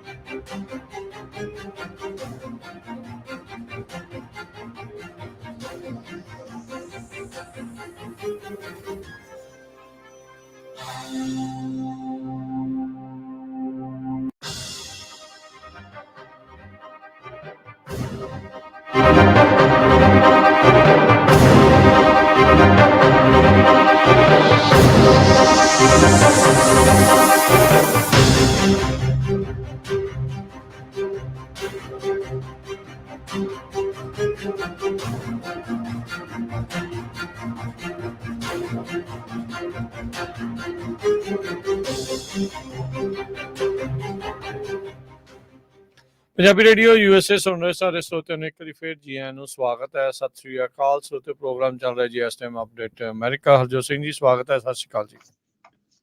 ਸਤਿ ਸ਼੍ਰੀ ਅਕਾਲ, ਧੰਨਵਾਦ ਜੀ ਆਇਆਂ ਨੂੰ। ਅਗਲੀਆਂ ਖਬਰਾਂ ਵੱਲ ਚੱਲੀਏ ਤੇ ਜਿਹੜੀ ਡਰੱਗ ਆ ਜਾਂ ਮੈਥ ਆ, ਇਹ ਕਹਿੰਦੀ ਵੀ ਕਿਸੇ ਵੀ ਨੂੰ ਵੀ ਬਖਸ਼ਦੀ ਨਹੀਂ ਹੈਗੀ। ਇੱਕ ਖਬਰ ਇਹ ਆ ਰਹੀ ਆ ਵੀ 41 ਸਾਲਾਂ ਦਾ ਲਾਸ ਐਂਜਲਸ ਕਾਉਂਟੀ ਦਾ ਸ਼ੈਰਿਫ ਡਿਪਟੀ ਉਹ ਮੈਥ ਓਵਰਡੋਜ਼ ਦੇ ਨਾਲ ਮਰ ਗਿਆ ਹੈਗਾ। ਜੋਨਾਥਨ ਸਟਿਊਅਰਟ ਕਹਿੰਦੇ ਵੀ ਅਪ੍ਰੈਲ 27 ਨੂੰ ਉਸਨੇ ਇੰਨੀ ਜ਼ਿਆਦਾ ਮੈਥ ਯੂਜ਼ ਕਰ ਲਈ ਤੇ ਲਾਸ ਐਂਜਲਸ ਕਾਉਂਟੀ ਦੇ ਮੈਡੀਕਲ ਐਗਜ਼ਾਮੀਨਰ ਨੇ ਦੱਸਿਆ ਵੀ ਉਹ ਤੋਂ ਬਾਅਦ ਉਸ ਦੀ ਜਿਹੜੀ ਮੌਤ ਹੋ ਗਈ ਹੈਗੀ ਆ। ਇਹ ਤੋਂ ਬਾਅਦ ਸ਼ੈਰਿਫ ਦੇ ਜੋ ਰਿਪਰੈਜ਼ੈਂਟੇਟਿਵ ਆ ਉਹਨਾਂ ਨੇ ਤਾਂ ਨਹੀਂ ਬਾਅਦ ਦੇ ਵਿੱਚ ਡਿਟੇਲਸ ਦੱਸਿਆ ਵੀ ਕੀ ਕੁਝ ਵਾਪਰਿਆ, ਪਰ ਉਹ ਕਹਿੰਦੇ ਵੀ ਅਸੀਂ ਪਰਿਵਾਰ ਦੇ ਨਾਲ ਬਹੁਤ ਦੁੱਖ ਦੇ ਵਿੱਚ ਭਾਈਵਾਲ ਹੈਗੇ ਆ। ਕਹਿੰਦੇ ਵੀ ਜਦੋਂ ਉਹ ਜੌਬ ਕਰਦਾ ਸੀ ਉਹ ਇਨਵੇਟ ਰਿਸੈਪਸ਼ਨ ਸੈਂਟਰ ਦੇ ਵਿੱਚ ਕੰਮ ਕਰਦਾ ਸੀ। ਉਸ ਤੋਂ ਬਾਅਦ ਉਸ ਨੂੰ ਲਾਸ ਐਂਜਲਸ ਸਟੇਸ਼ਨ 2014 ਦੇ ਵਿੱਚ ਟਰਾਂਸਫਰ ਕੀਤਾ ਗਿਆ ਸੀ। 2020 ਦੇ ਵਿੱਚ ਫੀਲਡ ਟ੍ਰੇਨਿੰਗ ਆਫੀਸਰ ਪ੍ਰਮੋਟ ਕੀਤਾ ਗਿਆ ਸੀ ਤੇ ਦਹਾਕੇ ਤੋਂ ਵੱਧ ਸਮਾਂ ਹੋ ਗਿਆ ਵੀ ਉਹ ਲਾਸ ਐਂਜਲਸ ਦੀ ਜਿਹੜੀ ਸ਼ੈਰਿਫ ਡਿਪਾਰਟਮੈਂਟ ਆ ਉਹਦੇ ਲਈ ਕੰਮ ਕਰਦਾ ਸੀ। ਉਹਦੀ ਵਾਈਫ ਤੇ 3 ਬੱਚੇ ਉਹਦੇ ਪਿੱਛੇ ਇਸ ਟਾਈਮ ਰਹਿ ਗਏ ਹੈਗੇ ਜੀ। ਅਗਲੀ ਜਿਹੜੀ ਹਰਜੋਤ ਸਿੰਘ ਦੀ ਗੱਲ ਕਰਦੇ ਜਾਈਏ, ਹੀਟ ਵੇਵ ਨੇ ਅਮਰੀਕਾ ਦਾ ਇਸ ਟਾਈਮ ਲੋਕਾਂ ਦਾ ਲੱਕ ਤੋੜਿਆ ਪਿਆ ਆ। ਕਹਿੰਦੇ ਵੀ ਈਸਟਰਨ US ਦੇ ਵਿੱਚ ਹੀਟ ਵੇਵ ਨੇ ਰਿਕਾਰਡ ਸਾਰੇ ਜਿਹੜੇ ਉਹ ਤੋੜੇ ਆ। ਵੀਕਐਂਡ ਦੇ ਉੱਤੇ ਕਹਿੰਦੇ ਵੀ 100 ਡਿਗਰੀ ਤੋਂ ਵੱਧ ਤਾਪਮਾਨ ਜਾ ਰਿਹਾ ਤੇ ਹਿਊਮਿਡਿਟੀ ਦੇ ਕਰਕੇ 105 ਤੋਂ ਵੱਧ ਲੱਗੇਗਾ। ਸੇਮ ਹੀ ਇਹ ਟੈਂਪਰੇਚਰ ਆਪਾਂ ਕੈਲੀਫੋਰਨੀਆ ਦੇ ਸੈਂਟਰਲ ਵੈਲੀ ਦੇ ਵਿੱਚ ਦੇਖਣ ਜਾ ਰਹੇ ਹਾਂ। ਬਹੁਤ ਸਾਰੇ ਵੱਡੇ ਵੱਡੇ ਸ਼ਹਿਰ Indianapolis, Detroit, Cleveland, Cincinnati, Buffalo, Pittsburgh, Philadelphia, Washington, Baltimore, ਇਹਨਾਂ ਸਾਰਿਆਂ ਨੇ ਆਪਣੇ ਰਿਕਾਰਡ ਤੋੜ ਦਿੱਤੇ ਨੇ ਜਿਹੜੇ ਹਾਈਐਸਟ ਟੈਂਪਰੇਚਰ ਦੇ। ਨੈਸ਼ਨਲ ਵੈਦਰ ਸਰਵਿਸ ਨੇ ਹੀਟ ਰਿਸਕ ਫੋਰਕਾਸਟ ਕਰਦੇ ਹੋਏ ਕਿਹਾ ਆ ਵੀ ਇਸ ਦਾ ਭੈੜਾ ਅਸਰ ਇਨਸਾਨੀ ਸਰੀਰ ਦੇ ਉੱਤੇ ਪੈ ਸਕਦਾ ਹੈ। ਡੇਂਜਰ ਆ। 200 ਮਿਲੀਅਨ ਤੋਂ ਵੱਧ ਲੋਕ ਇਸ ਟਾਈਮ US ਦੇ ਵਿੱਚ ਅੱਜ ਕਹਿੰਦੇ ਵੀ ਟੈਂਪਰੇਚਰ ਹਾਈ ਟੈਂਪਰੇਚਰ 90 ਤੋਂ ਉੱਤੇ, ਜਿੱਥੇ ਇੰਨਾ ਕਈ ਵਾਰੀ ਜਾਂਦਾ ਵੀ ਨਹੀਂ ਆ। ਆਪਣੇ ਇੱਥੇ ਘੱਟ ਲੱਗਦਾ ਸੁਣਨ ਨੂੰ, ਪਰ ਕਈ ਥਾਵਾਂ ਦੇ ਉੱਤੇ ਇੰਨਾ ਤਾਪਮਾਨ ਨਹੀਂ ਜਾਂਦਾ। ਸੋ ਉਹਨਾਂ ਨੂੰ ਉਹ ਜਿਹੜੀ ਗਰਮੀ ਆ ਉਹ ਝੱਲਣੀ ਪਵੇਗੀ। ਸੋ ਹਾਲਾਤ ਖਾਸੇ ਜਿਹੜੇ ਆ ਉਹ ਮਾੜੇ ਬਣੇ ਪਏ ਆ ਤੇ ਸਭ ਤੋਂ ਜ਼ਿਆਦਾ ਭੈੜਾ ਅਸਰ ਹੀਟ ਵੇਵ ਦਾ ਉਹ ਈਸਟਰਨ ਵਾਲੇ ਪਾਸੇ ਆਊਗਾ। ਤੇ ਇਸੇ ਤਰੀਕੇ ਦੇ ਨਾਲ ਈਸਟ ਵੈਸਟ ਨੂੰ ਛੱਡ ਕੇ ਜੇ ਮਿਡ ਦੇ ਵਿੱਚ ਦੇਖੀਏ ਤਾਂ ਇੱਥੇ ਸਟਾਰਮਸ ਦੇ ਕਰਕੇ ਕਾਫੀ ਜ਼ਿਆਦਾ ਨੁਕਸਾਨ ਪਹੁੰਚ ਰਿਹਾ ਆ। ਅਟਲਾਂਟਿਕ ਦੇ ਵਿੱਚ ਇਹ ਗਰਮੀ ਪਹੁੰਚਣ ਦੇ ਨਾਲ ਜਦ ਘੱਟ ਜਿਹੜਾ ਦਬਾਅ ਦਾ ਖੇਤਰ ਜਦੋਂ ਬਣਦੇ ਆ, ਉਸ ਤੋਂ ਬਾਅਦ ਦੇ ਵਿੱਚ ਟੋਰਨੈਡੋਜ਼ ਤੇ ਹਰੀਕੇਨਸ ਆਉਣ ਦਾ ਖਤਰਾ ਕਾਫੀ ਜ਼ਿਆਦਾ ਵੱਧ ਜਾਂਦਾ ਆ। ਸੋ ਲੋੜ ਦੇ ਨਾਲੋਂ ਵੱਧ ਐਕਟਿਵ ਹਰੀਕੇਨ ਸੀਜ਼ਨ ਰਹਿਣ ਦੀ ਸੰਭਾਵਨਾ ਆਲਰੇਡੀ NOAA ਨੇ ਜਤਾਈ ਹੈਗੀ ਆ ਇਸ ਸਾਲ ਦੇ ਵਿੱਚ। ਸੋ ਜਿਹੜੇ ਵੀ ਲੋਕ ਇਹਨਾਂ ਇਲਾਕਿਆਂ ਦੇ ਵਿੱਚ ਰਹਿੰਦੇ ਆ ਜਿੱਥੇ ਇਸ ਟਾਈਮ ਤਾਪਮਾਨ ਬਹੁਤ ਜ਼ਿਆਦਾ ਹੋ ਰਿਹਾ ਆ, ਉਹਨਾਂ ਨੂੰ ਹਾਈਡਰੇਸ਼ਨ ਤੇ ਆਪਣਾ ਜਿਹੜਾ ਹੀਟ ਸਟ੍ਰੋਕ ਤੋਂ ਬਚਣ ਦੇ ਲਈ ਜਿਹੜੀ ਬੇਨਤੀ ਕੀਤੀ ਜਾ ਰਹੀ ਆ। ਆਪਣਾ ਗਵਾਂਢੀ ਮੁਲਕ ਕੈਨੇਡਾ, ਜੋ ਕਿ ਇੱਕ ਠੰਡਾ ਮੁਲਕ ਦੇ ਤੌਰ ਦੇ ਉੱਤੇ ਮੰਨਿਆ ਜਾਂਦਾ ਆ, ਉੱਥੇ ਵੀ ਆਲ ਟਾਈਮ ਹਾਈ ਟੈਂਪਰੇਚਰ ਦੇ ਰਿਕਾਰਡ ਆ ਉਹ ਸੈੱਟ ਹੋਏ ਆ। ਸੇਂਟ ਜੋਨ ਵਰਗੇ ਇਲਾਕੇ ਦੇ ਵਿੱਚ 35.1 ਡਿਗਰੀ ਸੈਲਸੀਅਸ ਯਾਨੀ ਕਿ 95.2 ਡਿਗਰੀ ਫਾਰਨਹਾਈਟ। ਇਸੇ ਤਰੀਕੇ ਨਾਲ ਟੈਰਾਨੋਵਾ ਦੇ ਵਿੱਚ 95.7 ਡਿਗਰੀ, ਹੈਲੀਫੈਕਸ ਨੋਵਾ ਸਕੋਸ਼ੀਆ ਦੇ ਵਿੱਚ 35.3 ਡਿਗਰੀ ਸੈਲਸੀਅਸ ਜਾਂ 95.5 ਡਿਗਰੀ ਫਾਰਨਹਾਈਟ ਤਾਪਮਾਨ ਜਿਹੜਾ ਉਹ ਰਹਿਣ ਵਾਲਾ ਆ। ਪਿਛਲੇ ਕਈ ਸਾਲਾਂ ਦੇ ਦੇਖਿਆ ਜਾਵੇ ਤਾਂ ਡੀਸੀ ਦੇ ਇਲਾਕੇ ਦੇ ਵਿੱਚ ਵਨ ਆਫ ਦਾ ਹੌਟੈਸਟ ਸਮਰ, ਸਭ ਤੋਂ ਗਰਮੀਆਂ ਜਿਹੜੀਆਂ ਕਹਿੰਦੇ ਵੀ ਵੀਕਐਂਡ ਆ ਉਹ ਇਸ ਦਾ ਆ ਰਿਹਾ ਆ। 1970 ਤੋਂ ਬਾਅਦ ਦੇ ਵਿੱਚ ਕਹਿੰਦੇ ਆ ਵੀ ਇਹ ਤਾਪਮਾਨ ਇੱਧਰ ਵੱਲ ਨੂੰ ਜਿਹੜਾ ਉਹ ਜਾ ਰਿਹਾ ਆ ਤੇ ਉਸ ਤੋਂ ਬਾਅਦ ਸਿਰਫ ਇੱਕ ਵਾਰੀ 2016 ਦੇ ਵਿੱਚ 100 ਡਿਗਰੀ ਤਾਪਮਾਨ ਨੂੰ ਇੱਥੇ ਟੱਚ ਹੋਇਆ ਸੀ। ਜੀ, ਬਿਲਕੁਲ। ਜੇ ਹੀਟ ਦੀ ਗੱਲ ਕਰਦੇ ਜਾਈਏ, ਕੈਲੀਫੋਰਨੀਆ ਦੇ ਵਿੱਚ ਊਸ਼ਾ ਵਾਲੇ ਕਹਿੰਦੇ ਵੀ ਨਵਾਂ ਰੂਲ ਲੈ ਕੇ ਆ ਰਹੇ ਆ। ਜਿਹੜੇ ਲੋਕ ਇਨਸਾਈਡ ਕੰਮ ਕਰਦੇ ਹੈਗੇ, ਚਾਹੇ ਉਹ ਵੇਅਰ ਹਾਊਸਸ ਆ, ਰੈਸਟੋਰੈਂਟਸ ਹੈਗੇ ਆ, ਉੱਥੇ ਉਹਨਾਂ ਨੇ ਲਿਮਿਟ ਰੱਖੀ ਆ, ਜੇ ਇੰਨਾ ਟੈਂਪਰੇਚਰ ਹੈਗਾ ਤੇ ਉਹਨਾਂ ਨੂੰ ਜਿਹੜੀ ਬ੍ਰੇਕ ਦੇਣੀ ਪਊਗੀ ਜਾਂ ਉਹਨਾਂ ਨੂੰ ਜਿਹੜੇ ਟਾਈਮਿੰਗ ਆ ਉਹ ਚੇਂਜ ਕਰਨੇ ਪਊਗੇ ਵੀ ਉਸ ਟਾਈਮ ਦੇ ਉੱਤੇ ਹੀ ਉਹ ਕੰਮ ਕਰ ਸਕਦੇ ਜਿਸ ਟਾਈਮ ਦੇ ਉੱਤੇ ਟੈਂਪਰੇਚਰ ਘੱਟ ਹੈਗਾ। ਕੈਲੀਫੋਰਨੀਆ ਦਾ ਆਕੂਪੇਸ਼ਨਲ ਹੈਲਥ ਤੇ ਸੇਫਟੀ ਸਟੈਂਡਰਡ ਜਿਹੜਾ ਬੋਰਡ ਆ, ਉਹਨਾਂ ਨੇ ਇਹ ਜਿਹੜਾ ਰੂਲ ਆ ਉਸ ਨੂੰ ਪਾਸ ਕੀਤਾ ਹੈਗਾ। ਕਹਿੰਦੇ ਭਈ ਇੰਪਲੀਮੈਂਟ ਮੋਸਟ ਪ੍ਰੋਬਬਲੀ ਅਗਸਤ ਦੇ ਵਿੱਚ ਹੋ ਜਾਊਗਾ। ਦੋ ਹੋਰ ਸਟੇਟਾਂ ਓਰੇਗਨ ਤੇ ਮਿਨੀਸੋਟਾ, ਉਹ ਵੀ ਉਹਨਾਂ ਵਰਕਰਸ ਨੂੰ ਪ੍ਰੋਟੈਕਟ ਕਰਦੀਆਂ ਆ ਜੋ ਇਨਸਾਈਡ ਵੇਅਰ ਹਾਊਸਸ, ਰੈਸਟੋਰੈਂਟ ਤੇ ਰਿਫਾਈਨਰੀਜ਼ ਦੇ ਵਿੱਚ ਕੰਮ ਕਰਦੀਆਂ ਹੈਗੀਆਂ। 1.4 ਮਿਲੀਅਨ ਲੋਕ ਕੈਲੀਫੋਰਨੀਆ 'ਚ ਇਦਾਂ ਦੀ ਜੌਬਸ ਦੇ ਲਈ ਕੰਮ ਕਰਦੇ ਹੈਗੇ ਆ। ਲੌਰਾ ਸਟਾਕ ਸਾਬਕਾ ਕੈਲੋਸ਼ਾ ਸਟੈਂਡਰਡ ਬੋਰਡ ਮੈਂਬਰ ਹੈਗੇ ਆ, director labour occupational health programme university of California Berkeley ਦੇ ਵਿੱਚ ਆ।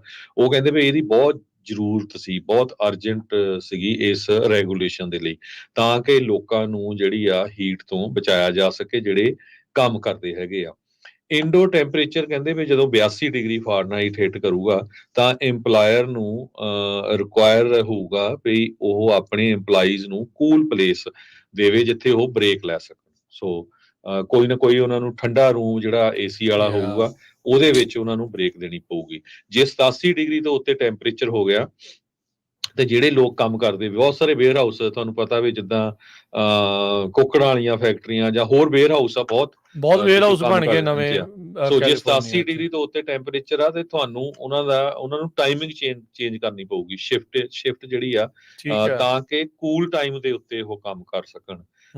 ਸੋ ਬਹੁਤ ਕੁਛ ਜਾਂ ਉਹਨਾਂ ਨੂੰ ਫਿਰ ਉਹ ਟੈਂਪਰੇਚਰ ਘੱਟ ਰੱਖਣਾ ਪਊਗਾ, 에ਅਰ ਕੰਡੀਸ਼ਨਸ ਲਾ ਕੇ ਸਾਰਾ ਕੁਝ। ਕਈ ਵਾਰੀ ਕੀ ਹੁੰਦੇ, ਬਹੁਤ ਸਾਰੇ ਵੇਅਰ ਹਾਊਸ ਉੱਤੇ 에ਅਰ ਕੰਡੀਸ਼ਨ ਹੁੰਦੇ ਨਹੀਂ, ਖਾਸ ਕਰਕੇ ਟਰੱਕਿੰਗ ਵਾਲੇ, ਆਪਾਂ ਨੂੰ ਪਤਾ ਹੀ ਆ ਵੀ ਜਦੋਂ ਤੁਸੀਂ ਲੋਡ ਅਨਲੋਡ ਕਰਦੇ ਹੈਗੇ ਆ। ਸੋ ਇਹ ਨਵਾਂ ਰੂਲ ਜੋ ਆ ਅਗਸਤ ਮਹੀਨੇ ਦੇ ਵਿੱਚ ਲਾਗੂ ਹੋਣ ਜਾ ਰਿਹਾ ਕੈਲੀਫੋਰਨੀਆ ਦੇ ਵਿੱਚ। ਜੂਨ ਦੇ ਵਿੱਚ ਆਪਾਂ ਦੇਖਿਆ ਕਹਿੰਦੇ ਵੀ ਰੈਕਡ ਬ੍ਰੇਕਿੰਗ ਟੈਂਪਰੇਚਰ ਹੋਇਆ ਆ ਪੂਰੀ ਸਟੇਟ ਦੇ ਵਿੱਚ। ਕਈ ਜਗ੍ਹਾ ਦੇ ਉੱਤੇ ਤਾਂ 100 ਡਿਗਰੀ ਤੋਂ ਵੱਧ ਸੀ, ਖਾਸ ਕਰਕੇ ਇਨਲੈਂਡ ਰੀਜਨਸ ਜਿਹੜੇ ਹੈਗੇ ਆ ਤੇ ਜਿੱਥੇ ਹਜ਼ਾਰਾਂ ਦੇ ਕਰੀਬ ਵੇਅਰ ਹਾਊਸਸ ਹੈਗੇ ਆ। ਜਿਹੜੇ ਸਾਇੰਟਿਸਟ ਹੈਗੇ ਆ ਵਰਲਡ ਵੈਦਰ ਐਟਰੀਬਿਊਸ਼ਨ ਗਰੁੱਪ ਦੇ, ਉਹਨਾਂ ਨੇ ਕਿਹਾ ਵੀ ਜਿਹੜੀ ਜੂਨ ਦੀ ਹੀਟ ਵੇਵ ਆ ਉਹ ਬਹੁਤ ਲੰਮੀ ਹੈਗੀ ਆ, 35 ਟਾਈਮਸ ਮੋਰ ਲਾਈਕਲੀ ਅਕਰ ਕਰਨ ਦੇ ਲਈ ਹੈਗੀ ਆ ਵੀ ਆਉਣ ਵਾਲੇ ਸਮੇਂ ਦੇ ਵਿੱਚ ਵੀ ਕਲਾਈਮੇਟ ਚੇਂਜ ਹੋ ਰਿਹਾ ਆ। ਸੋ ਪਿਛਲੇ ਸਾਲਾਂ ਦੇ ਮੁਤਾਬਕ ਜਿਹੜਾ ਹੁਣ ਟੈਂਪਰੇਚਰ ਆ ਉਹ ਵੱਧਦਾ ਹੀ ਜਾ ਰਿਹਾ ਹੈਗਾ। ਜੀ, ਇੱਕ ਬੜੀ ਇੰਟਰਸਟਿੰਗ ਕੇਸ ਦੇ ਉੱਤੇ ਸੁਪਰੀਮ ਕੋਰਟ ਨੇ ਅੱਜ ਇੱਕ ਫੈਸਲਾ ਸੁਣਾਇਆ ਹੈ। ਇਹ ਵੀ ਇਮੀਗ੍ਰੇਸ਼ਨ ਦੇ ਨਾਲ ਕਾਈਂਡ ਆਫ ਸੰਬੰਧਿਤ ਹੈਗਾ ਆ। ਇੱਕ ਬੀਬੀ ਨੇ ਸੁਪਰੀਮ ਕੋਰਟ ਦਾ ਰੁਖ ਕੀਤਾ ਸੀ ਜਦ ਉਸਦੇ ਘਰ ਵਾਲੇ ਨੂੰ ਵੀਜ਼ਾ ਡਿਨਾਈ ਕੀਤਾ ਗਿਆ ਸੀ, ਕਿਉਂਕਿ ਉਹਦੇ ਘਰ ਵਾਲੇ ਦੇ ਸਰੀਰ ਦੇ ਉੱਤੇ ਅਜਿਹੇ ਟੈਟੂ ਸੀ ਜੋ ਕਿ ਅਮਰੀਕਾ ਦੀ ਸਰਕਾਰ ਮੰਨਦੀ ਸੀ ਵੀ ਉਹ MS-13 ਗੈਂਗ ਦੇ ਨਾਲ ਰਿਲੇਟਡ ਹੋ ਸਕਦਾ ਆ। ਸੁਪਰੀਮ ਕੋਰਟ ਨੇ 3 ਦੇ ਮੁਕਾਬਲੇ 6 ਜਿਹੜੇ ਜਸਟਿਸਿਸ ਆ ਉਹਨਾਂ ਨੇ ਇਸ ਬੀਬੀ LA ਦੀ ਰਹਿਣ ਵਾਲੀ ਬੀਬੀ ਦੇ ਉਲਟ ਫੈਸਲਾ ਜਿਹੜਾ ਉਹ ਸੁਣਾਇਆ ਆ। ਇਹ ਬੀਬੀ ਜਿਹੜੀ ਕਿ ਇੱਕ ਸਿਵਲ ਰਾਈਟਸ ਅਟਰਨੀ ਆ, ਸੈਂਡਰਾ ਮੂਨੋਜ਼, ਉਸਨੇ ਇਹ ਕਿਹਾ ਸੀ ਵੀ ਉਹਦਾ ਜਿਹੜਾ ਸੈਲਵਾਡੋਰ ਦੇ ਵਿੱਚ ਰਹਿਣ ਵਾਲਾ ਘਰ ਵਾਲਾ ਕਾਉਂਸਲਰ ਪ੍ਰੋਸੈਸਿੰਗ ਦੇ ਦੌਰਾਨ ਉਸ ਦਾ ਵੀਜ਼ਾ ਡਿਨਾਈ ਕਰ ਦਿੱਤਾ ਸੀ ਤੇ ਉਹ ਕਹਿੰਦੀ ਸੀ ਵੀ ਉਹਦੇ ਜਿਹੜੇ ਸੰਵਿਧਾਨਿਕ ਹੱਕਾਂ ਦੀ ਇਸ ਦੇ ਵਿੱਚ ਉਲੰਘਣਾ ਹੋਈ ਆ ਫੈਡਰਲ ਸਰਕਾਰ ਦੇ ਦੁਆਰਾ। ਲੂਈਜ਼ ਐਸਕੀਨੋ ਕੋਡਰੇਰਾ ਇਹ ਯੂਐਸ ਦੇ ਵਿੱਚ ਰਹੀ 2015 ਤੱਕ, ਪਰ ਆਪਣੇ ਘਰ ਵਾਲੇ ਤੋਂ ਕਹਿੰਦੇ ਵੀ ਸੈਪਰੇਟ ਜਿਹੜਾ ਉਹ ਹੋ ਗਿਆ ਸੀ, ਤੇ ਸੈਂਡਰਾ ਮੂਨਜ਼ ਉਸਦਾ ਨਾਂ ਸੀ। ਤੇ ਇਹ ਕਹਿੰਦਾ ਵੀ ਉਸ ਤੋਂ ਬਾਅਦ ਦੇ ਵਿੱਚ ਅਲ ਸਲਵਾਡੋਰ ਦੇ ਵਿੱਚ ਕਾਉਂਸਲਰ ਇੰਟਰਵਿਊ ਦੇ ਵਿੱਚ ਇਸ ਨੂੰ ਨਾ ਹੋ ਗਈ ਸੀ। ਸਰਕਾਰ ਨੇ ਇਸ ਦੇ ਦੌਰਾਨ ਦੱਸਿਆ ਸੀ, ਇਸ ਪੂਰੇ ਮਾਮਲੇ ਦੇ ਦੌਰਾਨ, ਸੁਣਵਾਈ ਦੇ ਦੌਰਾਨ, ਵੀ ਵੀਜ਼ਾ ਉਸਦਾ ਨਾਂ ਇਸ ਲਈ ਕੀਤਾ ਗਿਆ ਸੀ, ਜਿਹੜਾ ਕੋਰਡੇਡੋ ਆ, ਇਸ ਦੇ ਉੱਤੇ ਉਹਨਾਂ ਨੂੰ ਸ਼ੱਕ ਸੀਗਾ ਵੀ ਅਨਲੌਫੁਲ ਐਕਟੀਵਿਟੀ, ਕ੍ਰਿਮੀਨਲ ਐਕਟੀਵਿਟੀ ਦੇ ਵਿੱਚ ਇਹ ਜੁੜਿਆ ਹੋ ਸਕਦਾ ਆ, ਇਸ ਲਈ ਇਸ ਨੂੰ ਯੂਐਸ ਦੇ ਵਿੱਚ ਨਹੀਂ ਲਿਆਂਦਾ ਜਾ ਸਕਦਾ। ਮੂਨੋਜ਼ ਨੇ ਆਰਗੂ ਕੀਤਾ ਵੀ ਸਰਕਾਰ ਦੇ ਦੁਆਰਾ ਇਸ ਦੇ ਰਾਈਟਸ ਜਿਹੜੇ ਮੈਰਿਜ ਵਾਲੇ ਆ ਤੇ ਡਿਊ ਪ੍ਰੋਸੈਸ ਦੀ ਆ, ਉਸ ਦੀ ਉਲੰਘਣਾ ਹੋਈ ਆ, ਤੇ ਇਹਦੇ ਕਰਕੇ ਕਹਿੰਦੇ ਵੀ ਜੇ ਕੋਰਡੇਡੋ ਦਾ ਜਿਹੜਾ ਟੈਟੂ ਸੀਗੇ, ਉਹ ਇਹ ਕਹਿੰਦੇ ਆ ਵੀ ਉਹ ਕਾਮੇਡੀ ਤੇ ਟ੍ਰੈਜਡੀ, ਇੱਕ ਥੀਏਟਰ ਮਾਸਕ ਆ, ਉਸ ਦੀ ਪੇਸ਼ਕਾਰੀ ਕਰਦੇ ਆ। ਪਰ ਜਿਹੜੀ ਸਰਕਾਰ ਆ ਉਹ ਇਹ ਮੰਨਦੀ ਆ ਵੀ MS-30 ਦੇ ਨਾਲ ਸੰਬੰਧਿਤ ਜਿਹੜੇ ਉਹ ਗੈਂਗ ਦੇ ਨਾਲ ਸੰਬੰਧਿਤ ਸੀ। 9th circuit court of appeals ਨੇ ਇਸ ਕਪਲ ਦੇ ਹੱਕ ਦੇ ਵਿੱਚ 2022 ਚ ਫੈਸਲਾ ਸੁਣਾਇਆ ਸੀ, ਪਰ ਬਾਈਡਨ ਐਡਮਿਨਿਸਟ੍ਰੇਸ਼ਨ ਨੇ ਸੁਪਰੀਮ ਕੋਰਟ ਨੂੰ ਰੁਖ ਕੀਤਾ ਸੀਗਾ ਵੀ ਨਹੀਂ, ਅਸੀਂ ਇਸ ਰੂਲਿੰਗ ਨੂੰ ਰਿਵਰਸ ਜਿਹੜਾ ਉਹ ਕਰਨਾ ਚਾਹੁੰਦੇ ਆ। ਸੋ ਇਮੀਗ੍ਰੇਸ਼ਨ ਅਫਸਰਾਂ ਨੇ ਜਿਹੜੇ ਕਹਿੰਦੇ ਵੀ ਇਸ ਡਿਸਕ੍ਰੈਸ਼ਨ ਨੂੰ ਵਰਤਦੇ ਹੋਏ ਉਸ ਨੂੰ ਕੰਟਰੀ ਦੇ ਵਿੱਚ ਐਡਮਿਟ ਹੋਣ ਤੋਂ ਨਾ ਜਿਹੜੀ ਉਹ ਕਰ ਦਿੱਤੀ ਸੀਗੀ। ਸੋ ਇੱਕ ਪਾਸੇ ਤੁਸੀਂ ਦੇਖੋ ਵੀ ਕਿੱਦਾਂ ਨਾ ਚੱਲਦਾ ਰਹਿੰਦਾ ਆ। ਇੱਕ ਪਾਸੇ ਇੱਕ ਯੂਐਸ ਸਿਟੀਜ਼ਨ ਦੇ ਸਪਾਊਸ ਨੂੰ ਅਮਰੀਕਾ 'ਚ ਆਉਣ ਤੋਂ ਰੋਕਿਆ ਜਾ ਰਿਹਾ ਹੈ, ਉਹ ਇਹ ਕਹਿ ਕੇ ਵੀ ਉਹਦੇ ਟੈਟੂਜ਼ MS-13 ਗੈਂਗ ਦੇ ਨਾਲ ਰਿਲੇਟਡ ਆ। ਇਹ ਵੀ ਦੱਸ ਜਾਏ ਵੀ ਉਸ ਬੰਦੇ ਦਾ ਕੋਈ ਯੂਐਸ ਦੇ ਵਿੱਚ ਕੋਈ ਕ੍ਰਿਮੀਨਲ ਰੈਕਡ ਨਹੀਂ ਆ। ਉਹਨਾਂ ਨੇ ਅਲ ਸਲਵਾਡੋਰ ਦਾ ਕੁਝ ਇਸ ਰਿਪੋਰਟ ਦੇ ਵਿੱਚ, LA ਟਾਈਮ ਦੀ ਰਿਪੋਰਟ 'ਚ ਦੱਸਿਆ ਨਹੀਂ ਆ। ਤੇ ਦੂਜੇ ਪਾਸੇ ਜਿਹੜੇ ਪ੍ਰੈਜ਼ੀਡੈਂਟ ਬਾਈਡਨ ਆ, ਉਹ ਇੱਕ ਐਗਜ਼ੀਕਿਊਟਿਵ ਆਰਡਰ ਲਿਆ ਰਹੇ ਆ ਵੀ ਯੂਐਸ ਸਿਟੀਜ਼ਨ ਦੇ ਜਿਹੜੇ ਸਪਾਊਸ ਆ, ਉਹਨਾਂ ਨੂੰ ਇੱਥੇ ਅਸੀਂ ਪੱਕਿਆ ਜਿਹੜਾ ਉਹ ਕਰਨਾ ਆ। ਸੋ ਬਹੁਤ ਕੁਝ ਜਿਹੜਾ ਉਹ ਨਾਲ ਦੇ ਨਾਲ ਪੈਰਲਲ ਹੀ ਚੱਲਦਾ ਰਹਿੰਦਾ ਆ। ਹਾਥੀ ਦੇ ਦੰਦ ਦਿਖਾਉਣ ਵਾਲੇ ਹੋਰ ਤੇ ਖਾਣ ਵਾਲੇ ਹੋਰ, ਜਿਹੜੇ ਉਹ ਅਕਸਰ ਹੀ ਅਜਿਹੀਆਂ ਚੀਜ਼ਾਂ ਦੇ ਵਿੱਚ ਪਤਾ ਲੱਗਦਾ ਰਹਿੰਦਾ ਹੈ। ਜੀ, ਅਗਲੀ ਖਬਰ 'ਤੇ ਚਲੀਏ। FDA ਨੇ ਇੱਕ ਜੋ ਲਿਵਰ ਡਿਸੀਜ਼ ਹੁੰਦੀ ਹੈਗੀ ਆ, ਉਹਦੇ ਲਈ ਨਵੀਂ ਦਵਾਈ ਜਿਹੜੀ ਆ, ਨਵੀਂ ਡਰੱਗ ਆ, ਉਹ ਅਪਰੂਵ ਕੀਤੀ ਆ। ਕਹਿੰਦੇ ਇੱਕ ਬਹੁਤ ਵੱਡਾ ਸਟੈਪ ਫਾਰਵਰਡ ਹੈਗਾ। ਇਸਪਨਸ ਡਰੱਗ ਇਕਰਵੋ ਜੋ ਹੈਗੀ ਆ, ਉਹ ਲਿਵਰ ਨੂੰ ਜਿਹੜਾ ਆ ਨੁਕਸਾਨ ਹੋਣ ਤੋਂ ਬਚਾਉਂਦੀ ਹੈਗੀ ਆ। ਜੀ, ਸੋ ਕਹਿੰਦੇ ਭਈ ਇਹ 80 ਮਿਲੀਗ੍ਰਾਮ ਦੀ ਟੈਬਲੇਟ ਜਿੱਦਾਂ ਮੂੰਹ ਰਾਹੀਂ ਤੁਸੀਂ ਡੇਲੀ ਲੈਣੀ ਆ, ਤੇ ਉਹਦੇ ਨਾਲ ਤੁਹਾਨੂੰ ਜਿਹੜਾ ਲਿਵਰ ਆ, ਜਿਹਦੇ ਕੋ ਕੋਲੈਸਟਰੋਲ ਲਿਵਰ ਡਿਸੀਜ਼ ਹੈਗੀ ਆ, PVC ਨੂੰ ਕਰਕੇ ਕਿਹਾ ਜਾਂਦਾ ਡਿਸੀਜ਼ ਨੂੰ, ਉਹਦੇ ਲਈ ਇਹ ਕਾਫੀ ਫਾਇਦਾ ਹੋਊਗਾ। ਜੀ, ਇੱਕ ਛੋਟੀ ਜਿਹੀ ਬ੍ਰੇਕ ਤੋਂ ਬਾਅਦ ਦੇ ਵਿੱਚ ਰਹਿੰਦੇ ਸਮੇਂ ਦੇ ਵਿੱਚ ਹੋਰ ਖਬਰਾਂ ਦੇ ਉੱਤੇ ਆਪਾਂ ਨਜ਼ਰ ਮਾਰਾਂਗੇ। ਜੁੜੇ ਰਹੋ ਇੱਥੇ ਪੰਜਾਬੀ ਰੇਡੀਓ USA ਦੇ ਨਾਲ।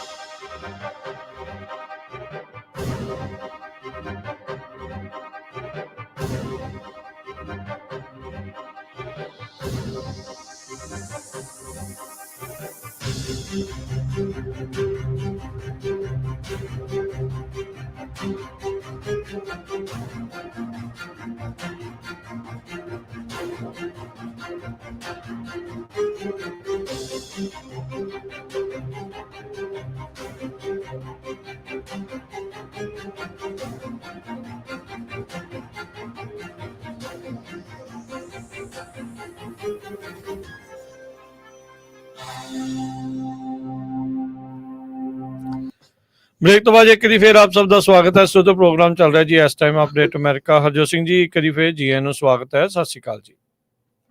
ਕਾਲ ਧੰਨਵਾਦ ਜੀ ਆਇਆਂ ਨੂੰ। ਅਗਲੇ ਆਪਾਂ ਜੀ। ਕੁਝ ਮਿੰਟ ਗੱਲਬਾਤ ਕਰਾਂਗੇ ਇੰਸ਼ੋਰੈਂਸ ਦੇ ਬਾਬਤ। ਜੀ। ਆਪਾਂ ਖਾਲਸਾ ਇੰਸ਼ੋਰੈਂਸ ਏਜੰਸੀ ਤੋਂ ਲਾਇਸੈਂਸ ਨੰਬਰ 0F89805 ਅੱਜ ਆਪਾਂ ਲਾਈਫ ਇੰਸ਼ੋਰੈਂਸ ਦੇ ਬਾਰੇ ਗੱਲਬਾਤ ਕਰਾਂਗੇ। ਪਿਛਲੇ ਕੁਝ ਹਫ਼ਤਿਆਂ ਤੋਂ ਮੇਰੇ ਆਫਿਸ ਦੇ ਵਿੱਚ ਵੀ ਬਹੁਤ ਸਾਰੀਆਂ ਕਾਲਸ ਆਈਆਂ, ਰੇਡੀਓ ਤੇ ਵੀ ਕਾਲਸ ਆਈਆਂ। ਆਪਾਂ ਪਿਛਲੇ ਸਾਲ ਕਾਫੀ ਸ਼ੋਅ ਕੀਤੇ ਸੀ ਲਾਈਫ ਇੰਸ਼ੋਰੈਂਸ ਤੇ। ਤੇ ਜਿਹੜੀ ਇੰਸ਼ੋਰੈਂਸ ਹੁੰਦੀ ਆ ਕਈ ਤਰ੍ਹਾਂ ਦੀ ਹੁੰਦੀ ਆ। ਇਹਦੇ ਚ ਟਰਮ ਇੰਸ਼ੋਰੈਂਸ ਆ, ਤੁਹਾਡੀ ਯੂਨੀਵਰਸਲ ਲਾਈਫ ਹੈਗੀ ਆ, ਵੇਰੀਏਬਲ ਲਾਈਫ, ਹੋਲ ਲਾਈਫ ਆ, ਵੱਖ-ਵੱਖ ਤਰ੍ਹਾਂ ਦੀਆਂ ਇੰਸ਼ੋਰੈਂਸ ਹੁੰਦੀਆਂ ਹੈਗੀਆਂ। ਸੋ ਜਦੋਂ ਤੁਸੀਂ ਇੰਸ਼ੋਰੈਂਸ ਲੈਂਦੇ ਆ, ਮੇਨ ਪਰਪਸ ਉਹਦਾ ਇਹ ਆ ਵੀ ਘਰ ਦੇ ਵਿੱਚ ਕਮਾਉਣ ਵਾਲੇ ਤੁਸੀਂ ਆ ਜਾਂ ਤੁਹਾਡੀ ਵਾਈਫ ਹੈਗੀ ਆ, ਜੇ ਕੱਲ ਨੂੰ ਰੱਬ ਨਾ ਕਰੇ ਮੇਰੀ ਜਾਂ ਕਿਸੇ ਦੀ ਡੈਥ ਹੋ ਜਾਂਦੀ ਆ ਤੇ ਜਿਹੜੇ ਪਿੱਛੇ ਬੱਚੇ ਹੈਗੇ ਆ ਉਹਨਾਂ ਦੀ ਟੇਕ ਕੇਅਰ ਕਰਨ ਲਈ ਕੌਣ ਹੈਗਾ। ਸੋ ਲਾਈਫ ਦਾ ਮੇਨ ਪਰਪਸ ਉਹ ਹੁੰਦਾ, ਮੇਨ ਪਰਪਸ। ਬਾਕੀ ਹੋਰ ਵੀ ਜਿਨ੍ਹਾਂ ਦੇ ਕੋਲ ਐਕਸਟਰਾ ਬਹੁਤ ਮਨੀ ਆ ਉਹ ਡਿਫਰੈਂਟ ਤਰ੍ਹਾਂ ਦੀਆਂ ਪਾਲਿਸੀਜ਼ ਲੈ ਲੈਂਦੇ ਆ। ਪਰ ਪਿਛਲੇ ਸਮਿਆਂ 'ਚ ਆਪਾਂ ਦੇਖਿਆ ਬਹੁਤ ਸਾਰੇ ਕੰਪਨੀਆਂ ਜਾਂ ਇਦਾਂ ਦੇ ਲੋਕ ਹੈਗੇ ਆ, ਉਹ ਤੁਹਾਨੂੰ ਲਾਈਫ ਇੰਸ਼ੋਰੈਂਸ ਸੈਲ ਕਰਨ ਆਉਂਦੇ, ਫਿਰ ਕਹਿੰਦੇ ਤੁਸੀਂ ਵੀ ਜੀ ਲਾਈਫ ਦੇ ਏਜੰਟ ਬਣ ਜਾਓ, ਹੋਰ ਨੂੰ ਵੀ ਬਣਾਓ, ਹੋਰ ਨੂੰ ਵੀ ਬਣਾਓ। ਉਹ ਜਿਹੜੇ ਇਦਾਂ ਦੇ ਕੰਮ ਆ ਨਾ, ਇਹਦੇ 'ਚ ਫਰਾਡ ਬਹੁਤ ਹੁੰਦਾ ਆ। ਫਰਾਡ ਇਹ ਹੁੰਦਾ ਵੀ ਬਿਨਾਂ ਲਾਇਸੈਂਸ ਤੋਂ ਉਹ ਤੁਹਾਨੂੰ ਪ੍ਰੋਡਕਟ ਸੈਲ ਕਰ ਜਾਂਦੇ ਆ, ਨੌਲੇਜ ਹੁੰਦਾ ਨਹੀਂ, ਉਹ ਆਪਣਾ ਕਮਿਸ਼ਨ ਦੇਖਦੇ ਆ। ਤੁਸੀਂ ਦੇਖਿਆ ਵੀ ਬਹੁਤ ਵਾਰ ਉਦਾਂ ਦੀਆਂ ਕੰਪਨੀਆਂ ਵਾਲੇ ਲੋਕ ਉਹੀ ਪੁੱਟ ਕਰਦੇ ਰਹਿੰਦੇ, ਦੇਖੋ ਜੀ ਮੈਨੂੰ ਆਹ ਮੁੰਦੀ ਮਿਲ ਗਈ, ਸਾਡਾ ਹਵਾਈ ਦੇ ਵਿੱਚ ਟ੍ਰਿਪ ਚੱਲ ਗਿਆ, ਅਸੀਂ ਜਨਰਲ ਮੈਨੇਜਰ ਬਣ ਗਏ, ਰੀਜਨਲ ਮੈਨੇਜਰ ਬਣ ਗਏ ਹੈਗੇ ਆ।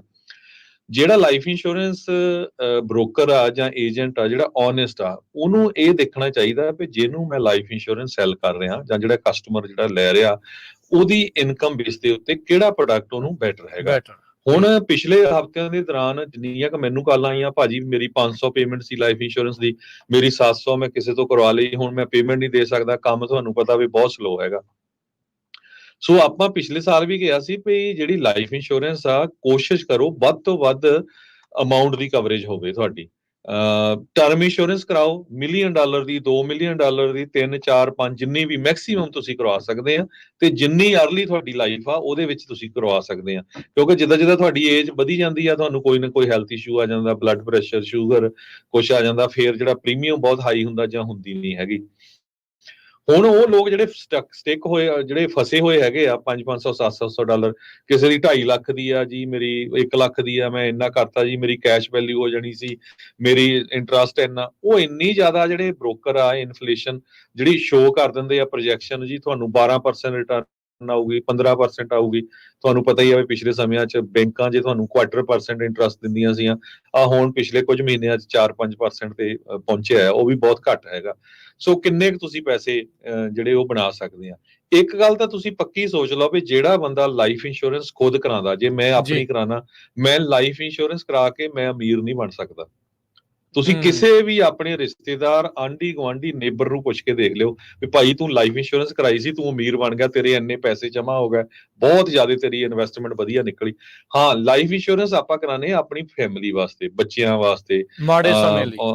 ਵਾਈਫ ਜਾਂ ਹਸਬੈਂਡ ਹੂੰ। ਵਾਸਤੇ, ਕੱਲ ਨੂੰ ਡੈਥ ਹੋ ਜਾਂਦੀ ਆ ਤਾਂ ਕਿ ਬੱਚੇ ਜਿਹੜੇ ਆ ਉਹ ਸੜਕਾਂ ਦੇ ਨਾ ਰੋਲਣ, ਕਿਉਂਕਿ ਇੱਥੇ ਹਰ ਇੱਕ ਚੀਜ਼ ਜਿਹੜੀ ਆ ਉਹ ਲੋਨ ਦੇ ਉੱਤੇ ਆ, ਚਾਹੇ ਤੁਹਾਡਾ ਘਰ ਆ, ਚਾਹੇ ਕਾਰਾਂ ਆ, ਸਾਰਾ ਕੁਝ। ਕਿਉਂਕਿ ਪੰਜਾਬ ਦੇ ਵਿੱਚ ਜਿੱਥੇ ਇੰਡੀਆ 'ਚ ਉਹ ਡਿਫਰੈਂਟ ਹੁੰਦਾ ਆ ਵੀ ਆਪਣੇ ਘਰ ਫ੍ਰੀ ਹੁੰਦੇ ਆ, ਹੋਰ ਕੋਈ ਬਾਹਲੇ ਐਕਸਪੈਂਸ ਨਹੀਂ ਹੁੰਦੇ, ਕਈਆਂ ਕੋ ਖੇਤ ਹੈਗੇ ਆ, ਉੱਥੋਂ ਰੋਟੀ ਪਾਣੀ ਆਈ ਜਾਂਦਾ ਹੈਗਾ। ਸੋ ਜਦੋਂ ਵੀ ਤੁਸੀਂ ਲਾਈਫ ਇੰਸ਼ੋਰੈਂਸ ਲੈਂਦੇ ਆ, ਕੋਸ਼ਿਸ਼ ਇਹ ਕਰੋ ਮੈਕਸਿਮਮ ਕਵਰੇਜ ਦੀ ਹੋਵੇ, ਤੇ ਚਾਹੇ ਉਹ ਟਰਮ ਇੰਸ਼ੋਰੈਂਸ ਹੋਵੇ, ਪ੍ਰੈਫਰ ਉਹ ਕਰੋ ਵੀ ਟਰਮ ਇੰਸ਼ੋਰੈਂਸ, ਚਾਹੇ ਤੁਹਾਨੂੰ 10 ਸਾਲਾਂ ਦੀ, 20 ਦੀ, 30 ਦੀ, ਅੱਜ ਕੱਲ ਤਾਂ 40 ਸਾਲਾਂ ਦੀਆਂ ਵੀ ਹੈਗੀਆਂ। ਹੁਣ ਮੰਨ ਲਓ ਵੀ ਜੇ ਕੋਈ 30 ਸਾਲਾਂ ਦਾ ਬੰਦਾ ਆ, ਜੇ ਉਹ 40 ਸਾਲ ਦੀ ਜਾਂ 30 ਸਾਲ ਦੀ ਟਰਮ ਇੰਸ਼ੋਰੈਂਸ ਲੈ ਲੈਂਦਾ, 60 ਦਾ ਹੋ ਜਾਣਾ, ਤਦ ਤੱਕ ਤੁਹਾਡੇ ਨਿਆਣੇ ਜਿਹੜੇ ਉਹ ਬੜੇ ਹੋ ਜਾਣੇ, ਵਿਆਹ ਹੋ ਜਾਣੇ ਆ, ਫੇਰ ਕੋਈ ਰੌਲਾ ਨਹੀਂ ਹੈ। ਫੇਰ ਤਾਂ ਉਹਨਾਂ ਨੇ ਵੀ ਪਾਰਟੀ ਕਰਨੀ ਆ ਜਦੋਂ ਬੰਦੇ ਨੇ ਮਰ ਜਾਣਾ, ਵੀ ਹਾਂ ਜਿਹੜੇ ਜਿਹੜੇ ਹੁਣ ਗਾਹਾਂ ਵੱਧ ਗਏ, ਸਾਰਾ ਕੁਝ ਹੋ ਗਿਆ। ਗੱਲ ਇਹ ਆ ਵੀ ਜਦੋਂ 2 5 ਸਾਲ, 10 ਸਾਲ, 15 20 ਦੇ ਆ, ਹਜੇ ਨਹੀਂ ਉਹ ਕਾਲਜ ਪੜ੍ਹ ਰਹੇ ਹੈਗੇ ਆ, ਉਹਨਾਂ ਕੋਲ ਆਪਣੇ ਜੌਬ ਨਹੀਂ ਪੈਰਾਂ ਹੈ, ਤੇ ਨਹੀਂ ਖੜੇ, ਬਿਲਕੁਲ ਸਹੀ ਗੱਲ ਹੈ। ਮੈਂ ਦੇਖੀ ਆ ਇਦਾਂ ਦੀਆਂ ਸਿਚੁਏਸ਼ਨ, ਕਈ ਬੰਦਿਆਂ ਹੂੰ। ਦੀ ਜਿਹਨੇ $1 ਮਿਲੀਅਨ ਦੀ ਇੰਸ਼ੋਰੈਂਸ ਕਰਾਈ ਸੀ, ਨਿਆਣੇ ਵਿਆਹ ਹੋਏ ਸੀ, ਜਦੋਂ ਡੈਡੀ ਮਰ ਗਿਆ ਤੇ ਮੁੜ ਕੇ ਉਹਨੇ ਹਫ਼ਤੇ 'ਚ ਫੇਰ ਪੂਰੀਆਂ ਪਾਰਟੀਆਂ ਕੀਤੀਆਂ, 50 60 ਹਜ਼ਾਰ ਦੀਆਂ ਕਾਰਾਂ ਲੈ ਲਈਆਂ, ਹਨਾ। ਸੋ ਹਾਂ ਠੀਕ ਆ, ਮੈਕਸਿਮਮ ਅਮਾਊਂਟ ਕਰੋ। ਹੁਣ ਮੈਂ ਜਿੰਨੀਆਂ ਵੀ ਪਾਲਿਸੀਆਂ ਦੇਖਦਾ ਜਿਨ੍ਹਾਂ ਨੇ ਪਿਛਲੇ 15-20 ਸਾਲਾਂ ਚ ਲਈਆਂ, ਕਿਸੇ ਦੀ 1 ਲੱਖ ਦੀ ਆ, ਕਿਸੇ ਮੈਕਸਿਮਮ 2.5 ਲੱਖ। ਹੁਣ ਤੁਸੀਂ ਦੱਸੋ ਲੱਖ ਦਾ ਆਉਂਦਾ ਕੀ ਆ? ਲੱਖ ਦੀ ਤਾਂ ਅੱਜ ਕੱਲ ਕਾਰ ਹੀ ਆਉਂਦੀ ਆ। ਸਹੀ ਜੇ ਗੱਲ। ਕਿਸੇ ਨੇ ਘਰ ਲੈਣਾ ਹੋਵੇ 7-8 ਲੱਖ ਦਾ ਐਵਰੇਜ ਘਰ ਹੋਇਆ, ਕਿਤੇ ਵੀ ਤੁਸੀਂ ਚੱਲ ਜਾਓ, ਹਨਾ, ਤਾਂ ਕਿਹੜਾ ਅਫੋਰਡ ਕਰ ਲਊਗਾ? ਸੋ ਕੋਸ਼ਿਸ਼ ਇਹ ਕਰੋ ਮੈਕਸਿਮਮ ਤੋਂ ਮੈਕਸਿਮਮ, ਤੁਹਾਡੀ ਮਿਲੀਅਨ 2 ਮਿਲੀਅਨ, ਅੱਜ ਤੋਂ 20 ਸਾਲਾਂ ਨੂੰ ਮਿਲੀਅਨ ਦੀ ਕਿੰਨੀ ਕੀਮਤ ਹੋਣੀ ਆ, ਇਹ ਤੁਸੀਂ ਉਹ ਸੋਚ ਕੇ ਚੱਲੋ, ਹਨਾ। ਜਾਂ ਅੱਜ ਤੋਂ 30 ਸਾਲਾਂ ਨੂੰ $1 ਮਿਲੀਅਨ ਦਾ ਕੀ ਆਊਗਾ, ਹਨਾ।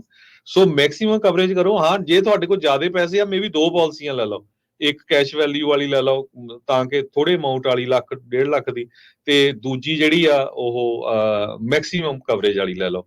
ਪਰ ਸਾਰੇ ਜਿੰਨੇ ਵੀ ਤੁਹਾਡੇ ਤੇ ਲੋਨ ਹੈਗੇ, ਮੇਕ ਸ਼ੋਰ ਕਰੋ ਉਹ ਸਾਰੇ ਤੁਹਾਡਾ ਘਰ ਆ, ਕੋਈ ਤੁਹਾਡੇ ਬਿਜ਼ਨਸ ਲਿਆ ਆ, ਕੋਈ ਟਰੱਕਿੰਗ ਦਾ ਜੋ ਕੋਈ ਸਟੋਰ ਆ, ਬੱਚਿਆਂ ਦੀ ਐਜੂਕੇਸ਼ਨ, ਉਹਨਾਂ ਦੀ ਕਿੰਨੀ ਕੁ ਏਜ ਹੈਗੀ ਆ, ਕਿੰਨਾ ਖਰਚਾ ਲੱਗੂਗਾ ਜੇ ਯੂਨੀਵਰਸਿਟੀ ਜਾਂਦੇ ਆ, ਉਸ ਹਿਸਾਬ ਨਾਲ ਤੁਹਾਨੂੰ, ਨਾ ਕਿ ਇਹ ਵੀ ਜੀ ਤੁਹਾਨੂੰ ਏਜੰਟ ਨੇ ਕਹਿਤਾ ਜੀ 2.5 ਲੱਖ ਦੀ ਲੈ ਲਓ ਜਾਂ $500 ਦੇ ਦਿਓ ਜੀ, 500,000 ਦੀ ਲੈ ਲਓ ਜੀ, $700 ਮੰਥਲੀ।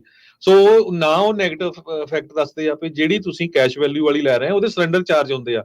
ਜੇ 12 ਬਹੁਤ ਸਾਰੀਆਂ ਪਾਲਿਸੀਆਂ ਦੇ 12 ਜਾਂ 14 ਸਾਲ ਤੋਂ ਪਹਿਲਾਂ ਤੁਸੀਂ ਪੈਸੇ ਕਢਵਾ ਨਹੀਂ ਸਕਦੇ, ਜੇ ਕਢਵਾਉਂਗੇ ਤਾਂ ਪਲੰਟੀ ਲੱਗੂਗੀ, ਜੇ ਤੁਸੀਂ ਕੈਂਸਲ ਕਰਾਉਂਗੇ ਤਾਂ ਵੀ ਤੁਹਾਡੇ ਉਹ ਪੈਸੇ ਮਰ ਜਾਣੇ ਆ, ਕਿਉਂਕਿ ਉਹ ਸਰੈਂਡਰ ਚਾਰजेस ਹੈਗੇ ਆ।